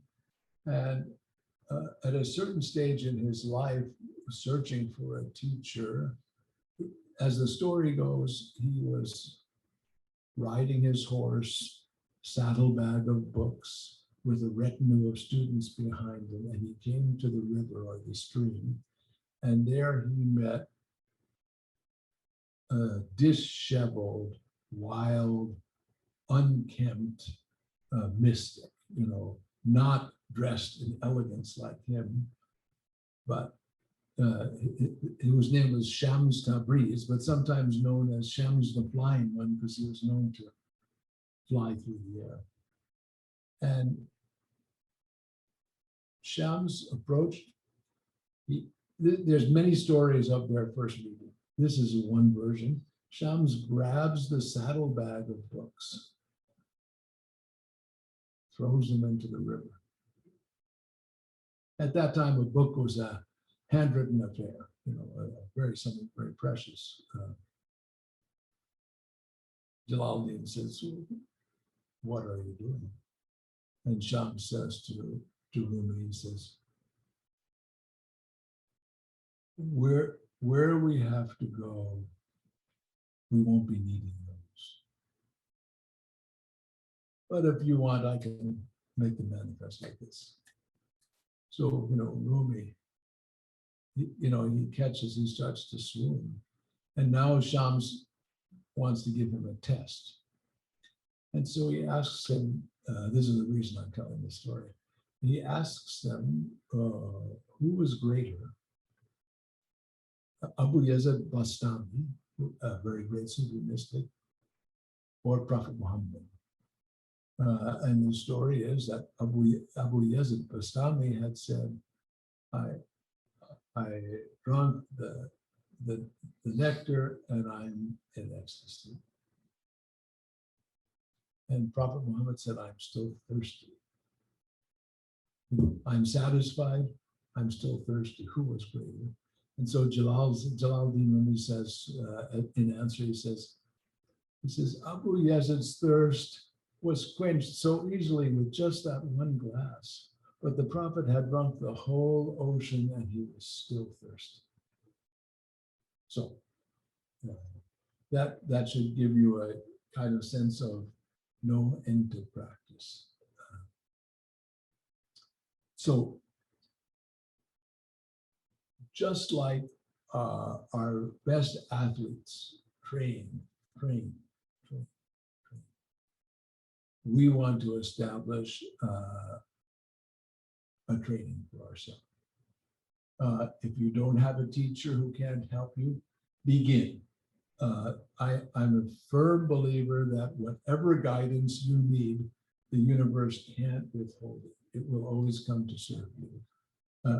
Or as the adage goes, when the student's ready, the teacher appears. it's proven true in my own life. So I'm quite confident. Just start. So what does that mean? You have to look at your capacity. If you're a mom, it's different than if you go to work at 5 in the morning, it's different than if you have to be at work at 8, and so on and so forth. But without being an extreme practitioner, I can tell you for the last 52 years, I've done regular practice every day, pretty much every day, except when I'm on an airplane or whatever. Now I try to get up at 6 and usually, 8:15, 8:30. But there's a lot of other things happen. People call me from Europe or from Russia, or because it's a time there. But regular. And it's just like going to the gym, spiritual gym. In Murshid Sam's case, he did morning and evening practices that were given to him by his teacher, Hazrat Inayat Khan, and other teachers. And then naturally, as you develop, your inner life gives you more assignment. I did evening practices until I got married in 1976, and then I've been pretty remiss since then. So you better not follow my example. You can do some evening practices. And then I follow the practice of trying to keep my breath in rhythm day and night. There's so much more to the mysticism of breath than inhalation and exhalation, which we've spoken about. There's also Jalal and Jamal, which we'd have to take much more time to focus on.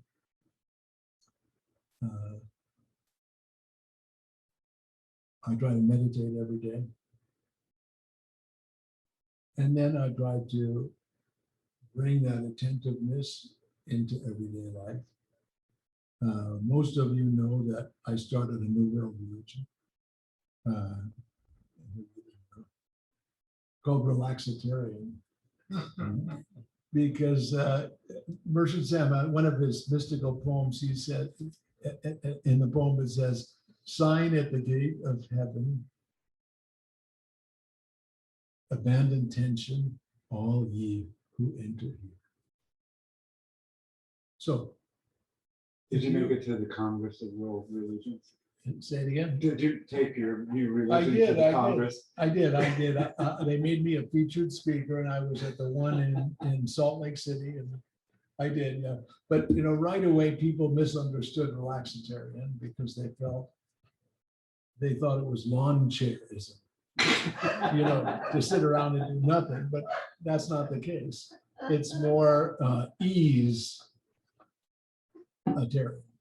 So be at ease in whatever it is that you need to do.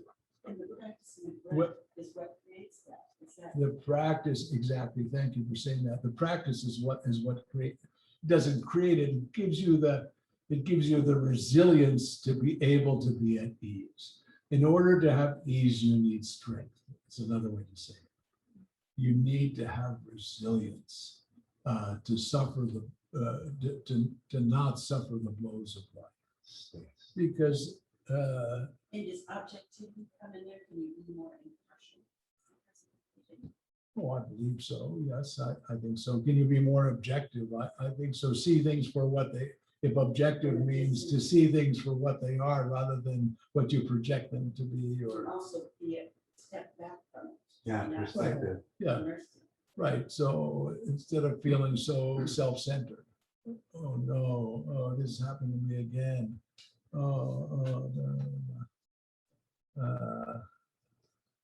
And there's another principle too, I think, is I called it making friends with life. Yeah, making friends with life.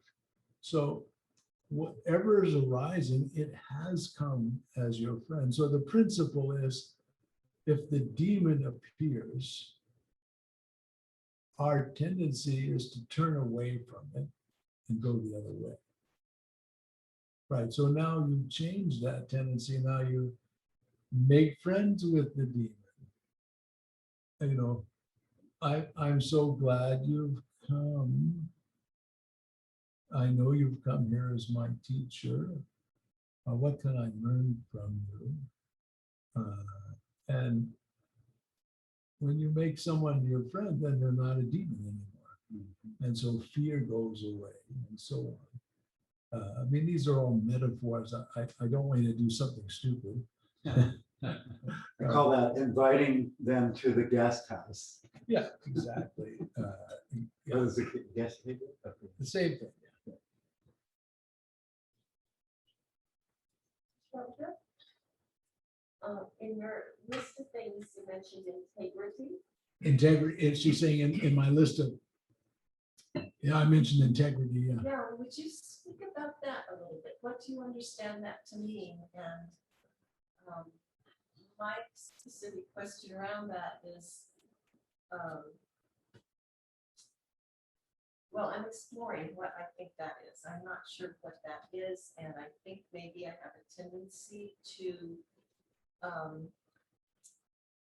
you know, I want to be careful about discerning, like I'll say it this way, the soul's integrity compared to egoic notion of what I just fine. Yeah.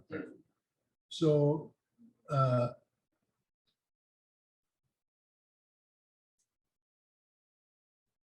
I'm going to go off on a little tangent first. In the Sufi world, you know this, but I want to speak to everyone. In Sufi, we have two terms, hal and makam. Hal and makam. So hal, which means ecstasy, means an experience where you're lifted up into a great state. Maybe from that state, you get to see such a wide horizon. Like you go to the top of the mountain, you really get to see how things are. And then you come down from that state to your makam. Makam means your station, where you live. And we're in I believe we're in a society, but at least in this Western world, where we may overvalue hal and undervalue makam.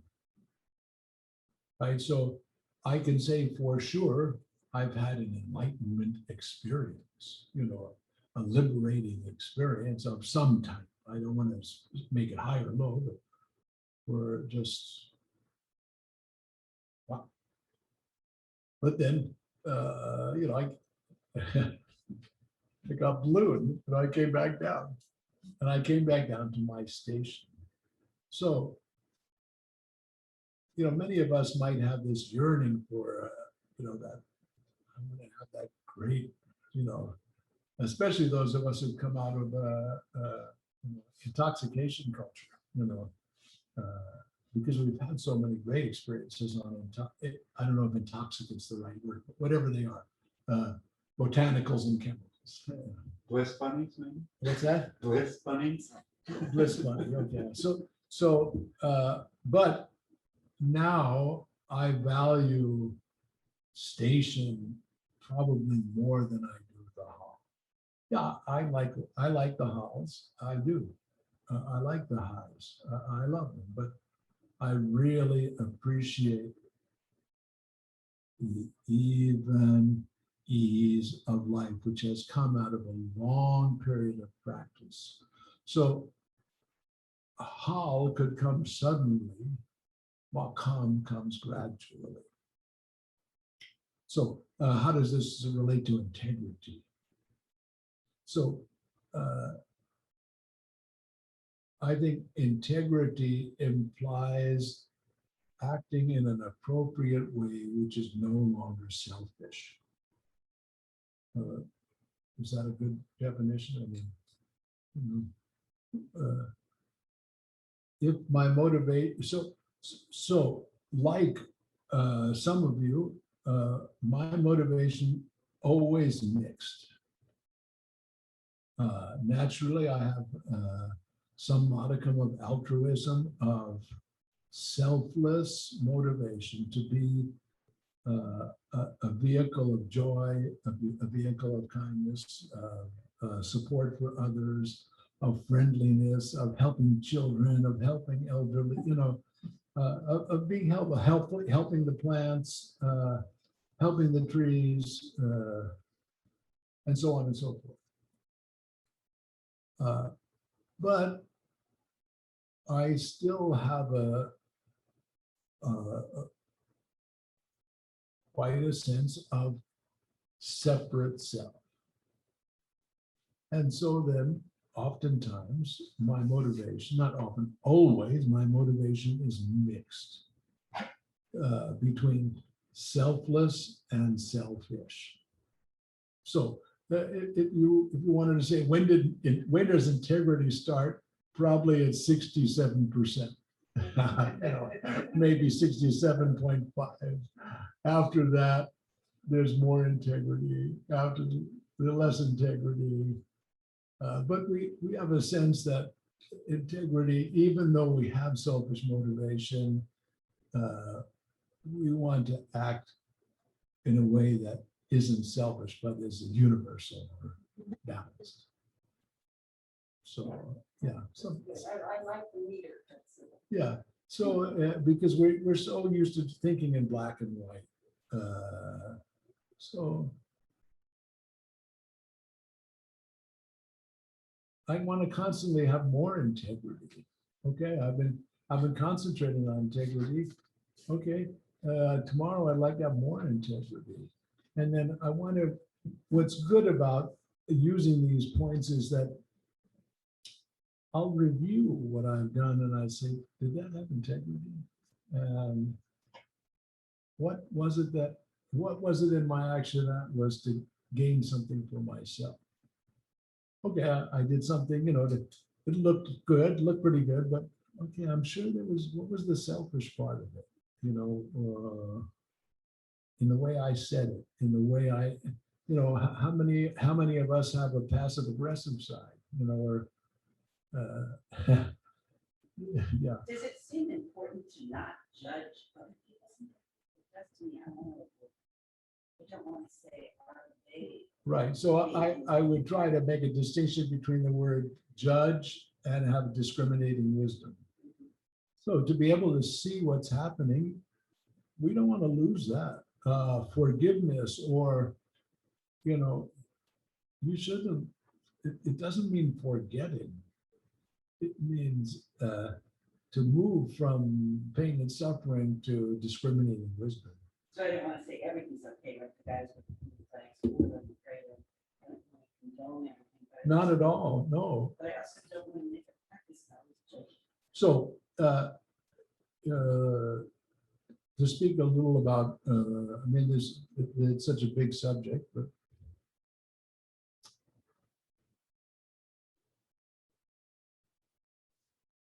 our actions are based on our causes and conditions. Actions come out of causes and conditions.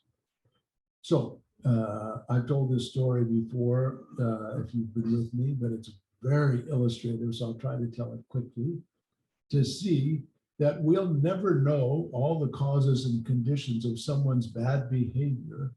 But if we knew the causes and conditions, even if their behavior was inexcusable in terms of what would be allowed in society, we could still manifest compassion because we would know the root. Okay, so I'm on a plane. I'm going to make it shorter than most of you heard it. How many of you have not heard the story? A lot of planes. So I imagine many of you have too. So I get on the plane. I'm in the most comfortable seat in economy. The woman, I'm in 8C, she's in 9D. The plane takes off and she starts yelling at me out of nowhere. Don't put your seat back. My husband's very tall. First thought is like, I feel slimed, but I just don't want it to dominate my experience. So I kind of shake it off. I go back to my breath. I take out my laptop because now I can work, and I negotiate. I think I put my seat back halfway, I had an inner dialogue, like, what do you mean don't put my seat back? I didn't make the rules, leave me alone. I had all that kind of silly inner dialogue. But I go back to my work. As soon as I put my seat back halfway, she takes her left foot, so she's behind me over here, and puts her shoe on my face, on my face. This is not, I'm not making this up. Literally, so now, I would put my shoe in your face. I take the shoe off. I grab it, I move it off my face. I don't turn around because my guru has taught me, if you don't want the monkeys to disturb you, don't look at them. And that actually works with monkeys. So I just say, please don't do that. I take a foot down that. Okay. So now the seatbelt sign goes off, and I'm in 8th seat, the first seat. So the bathroom's right here. This, my husband, very tall, the one behind me, he gets up to go to the bathroom. Now, I'm very curious. I'm curious when he comes out of the bathroom, like, is he an NBA player or, he comes out, he's very nice looking. He's clean, has a nice appearance. He's my height. He's so embarrassed by her actions that he kind of purposely stumbles into, so he can lean down and talk to me. And he says, I'm so sorry for my wife's behavior, but I want you to know that 2 of our family members were just murdered. And we're going back to help the family. So, like, it didn't take me 1 second to go from like disdain, like, how could you, what kind of education do you have, to go to compassion, like, okay, that is not good behavior, but okay, because of the causes and conditions, I could be compassionate. So she comes naturally when he before he sits down, she goes to the bathroom, just as you'd imagine. When she comes out, I stand up. Now it's me and the shoe lady looking at each other. And I start the sentence, I'm so sorry to hear about the I get to the word trage. And the same person who stuck the shoe in my face is sobbing. She's sobbing with grief. And she and I bond. She sits down and I bond. I sit down, and that's the end of the story. But because I profoundly understood the causes and conditions of her bad behavior, I didn't condone her behavior, but I could feel compassion. So this is the case in forgiveness in general. Not condone, not not accept in any way someone's behavior, but you could, if you understood everyone else's, and now I want you to do a much more difficult job, is look toward yourself. Your own, my own foolish behavior. Okay, it comes out of causes and conditions, so it needs the warm embrace of the mother, so to say, and loving kindness and compassion, but then also some discipline to change your behavior. So to embrace life as it is. This is how it is right now, which allows you to calm down. And with calm down, you have discriminating wisdom to really look and see, how can I be of service? Let's see if there's any questions from our beloved family here. Looks like we have 46 people. I'm going to go to gallery view. If you have a question, you could chat it over to Mahima. I have a comment. Sort of question. So there is one question here, and it's about integrity. Does integrity have to do with honesty, consistency, doing what you say you will do, meaning what you say? I like all of that. That was excellent. Yes, yes, yes, and yes. Words spoken, action done. And there's Anaya gives a very beautiful teaching about it in the Gathas. If you go through the Gathas, he says that the way you build strength is by accomplishing what you say you'll do. And he says it's not that it has to be something really important. He said if you said you'll sweep the floor, the moment you sweep the floor, you develop strength and gives you greater and greater capacity to accomplish more. So word spoken, action done. What were the four things again? That was beautiful. Let's see, 1 second here. Honesty, consistency, doing what you say you will do, meaning what you say. I like it. Okay. Ask And and then- answer. And then there's one more question. Yeah. Isn't it our goal to reach that place of compassionate forgiveness without needing explanations of behaviors? We don't need them, but the more we relax, they'll be revealed to us right away because the more you understand somebody's suffering, the more sophisticated can be your compassion. It's, it's just like a doctor now, they've seen they've seen so many situations again and again. They know the remedy for this situation, the remedy for that situation, and so on. So it's true that there's one hadith that says, say Allah and Allah thou shalt become. So that means there's one medicine for every illness, right? And then we're given the 99 beautiful medicines. So now you have different medicines for different situations, or you could have one medicine for every situation or something in between. So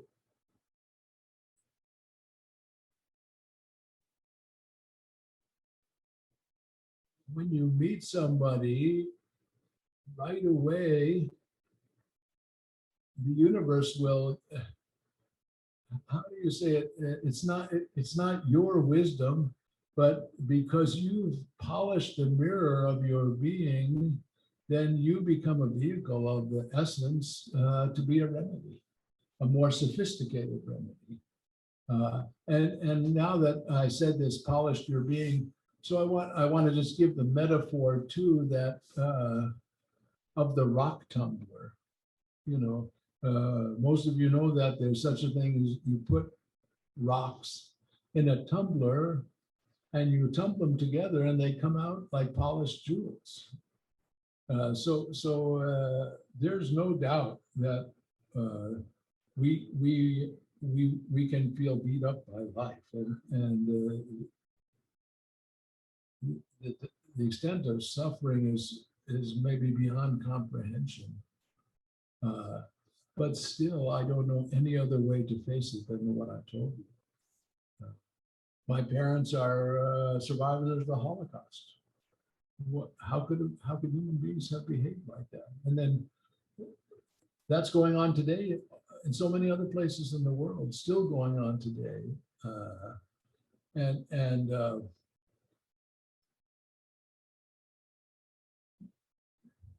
Each of us being unique, each of us has a particular skill of how we can serve. And so let's all do our best to serve in the way we can. No one person can solve the world's problems. It's a group effort, and I think there's a lot of wisdom in think globally, act locally. I remember I had the privilege of performing with my Indian music guru for the Dalai Lama in New York City at St. John the Divine. We gave a raga concert, and then His Holiness gave a talk on universal responsibility. So what is our responsibility as human beings? And in the same way that the question was asked, and he said, the place will have the most leverage to change the world is with the people who are closest to us. And so the first thing he said, and I was so impressed by this because he's a monk, he said, I suggest that we all become more affectionate with our family. And at that time, my children were small, and I wouldn't let them walk by me without me touching them. You know, I mean, touching them in a loving way to express my affection, to be affectionate. And it's true that maybe I've gone overboard and I've gotten in trouble for that, but I feel that's very powerful to practice affection where you are. My wife knows that wherever I go, I talk to people. And the interesting thing is that wherever I go, they remember me. Oh yeah, I remember you. Yeah, you were in here. I remember you. You made an impression on me. You know, so I do that in the airport. You know, to the flight attendants. I've had flight attendants go, I remember you, and they give me a bottle of champagne. You know, I don't drink champagne, but you know, like just like that. So act locally. You know, that's where you could really act. That doesn't mean don't take care about the problems that are facing our global existence. Be a player in the way you can be a player. You know, I own my home. I put solar panels on it. I grow vegetables like most of you do. You know, and so forth and so on. I play music. I think that's all of us have a way to serve. Do you have any more questions, Rahima? One of them, a common theme here is that what if the challenge is with your own child or with the Sangha, and you may be part of the cause and the conditioning? Yeah. Yes, and yes, and yes. And yeah.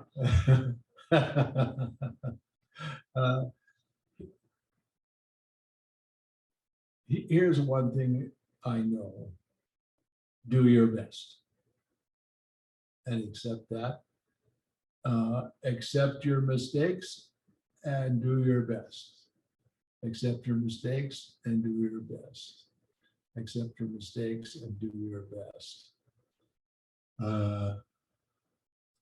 Your own child, I see such generosity from so many parents with so many difficult situations, and so many situations a parent has to deal with the child who brought that, if you want to call it that karma with them from previous, and had chosen these parents to go through that with them. And it's also the karma of you as the parent to have to deal with that situation. And then how depressing to see your own foolishness be inherited by your children. That's got to be very tough. But that is the case. That is the case. So, okay, this is how it is right now. Make friends with it and do your best. Make friends with it and do your best. Go to the gym, get more strength, try to do a little bit better the next time, make the same mistake, try to do better, improve yourself, do your best. It's the only formula I know. And I do believe from my experience, if you apply yourself, you'll gradually develop. And I wouldn't excuse myself from any of the faults or difficulties you've expressed, but I feel so much buoyancy in my life that I feel happy. Even when difficult things, even when I screw up, when I've been attacked, when I attack others, you know, when I act unskillfully, I do my best to make friends with it, be at ease, go forward, accept what it is, whatever is arising. And sometimes you get a penalty that shouldn't be yours, and sometimes you don't get penalized for what should be yours. And so there's every variety of it. It's a great question. That's something we all have to deal with. Okay, anything last? No, thank you, Tom, Hamid, Ashanur, Salim, and Deborah for your questions. Thank you so much. It's so nice to be with you all.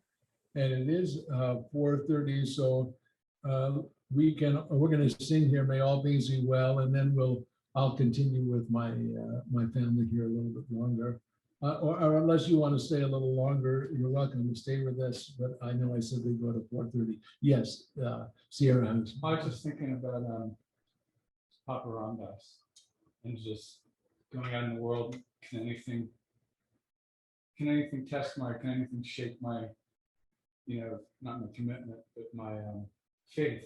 And I think of My stability and my awakened condition. Is there anything that can arise that would take me out of this bliss that I'm feeling, this awakened condition? And I know for myself, dealing with, whatever comes up, as long as I'm resisting whatever I'm resisting, it doesn't change. And it's more of a hell realm. And whenever I can go, okay, give up and just, this is what it is right now. Second I can do that, it moves and it goes away and it becomes something else and it's all fine. It's like True confessions. And I'm getting better at doing that sometimes. I mean, so is everybody here. So are all of you.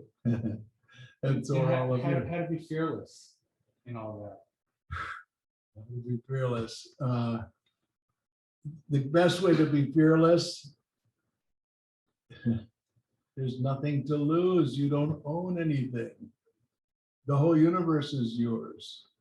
I remember someone coming to a retreat at my house and they said, can I sit in this? This must be your chair. Can I sit here? I said, they're all my chair. Sit wherever you like. So either way, none of the, it's, this is it. You're the owner of everything, or you own nothing. Same. It's the same. All and nothing. So I can tell you, quite frankly, I don't have any fear of death. I don't want to suffer on my way to death like you or whatever. That's I put in as many indicators to not, resuscitate me the wrong way or so on. But so what? Whatever's going to happen, I want to meet what's arising with. This is how it is right now. I'm steady on that path. My experience tells me that this unfolding is forever. It's forever. It's endless. It has no end because it has no beginning. Endless and beginningless. And if we practice, we'll become more and more skillful. Life will become more and more of a joy to live, and we'll have more and more to do. We'll have more and more assignments. I see my Tibetan guru, who's in his 12th incarnation. It's phenomenal the amount he's able to accomplish in the way of service and training and sharing the message and so on. And I don't see him shying away from it. It's not like, oh, okay, I'm done with this. Too tiring. No, it's just the opposite. It's exhilarating. It's extraordinary. What a privilege. What a great privilege. Yeah. Here we go. May all beings be well. May all beings be happy. Peace.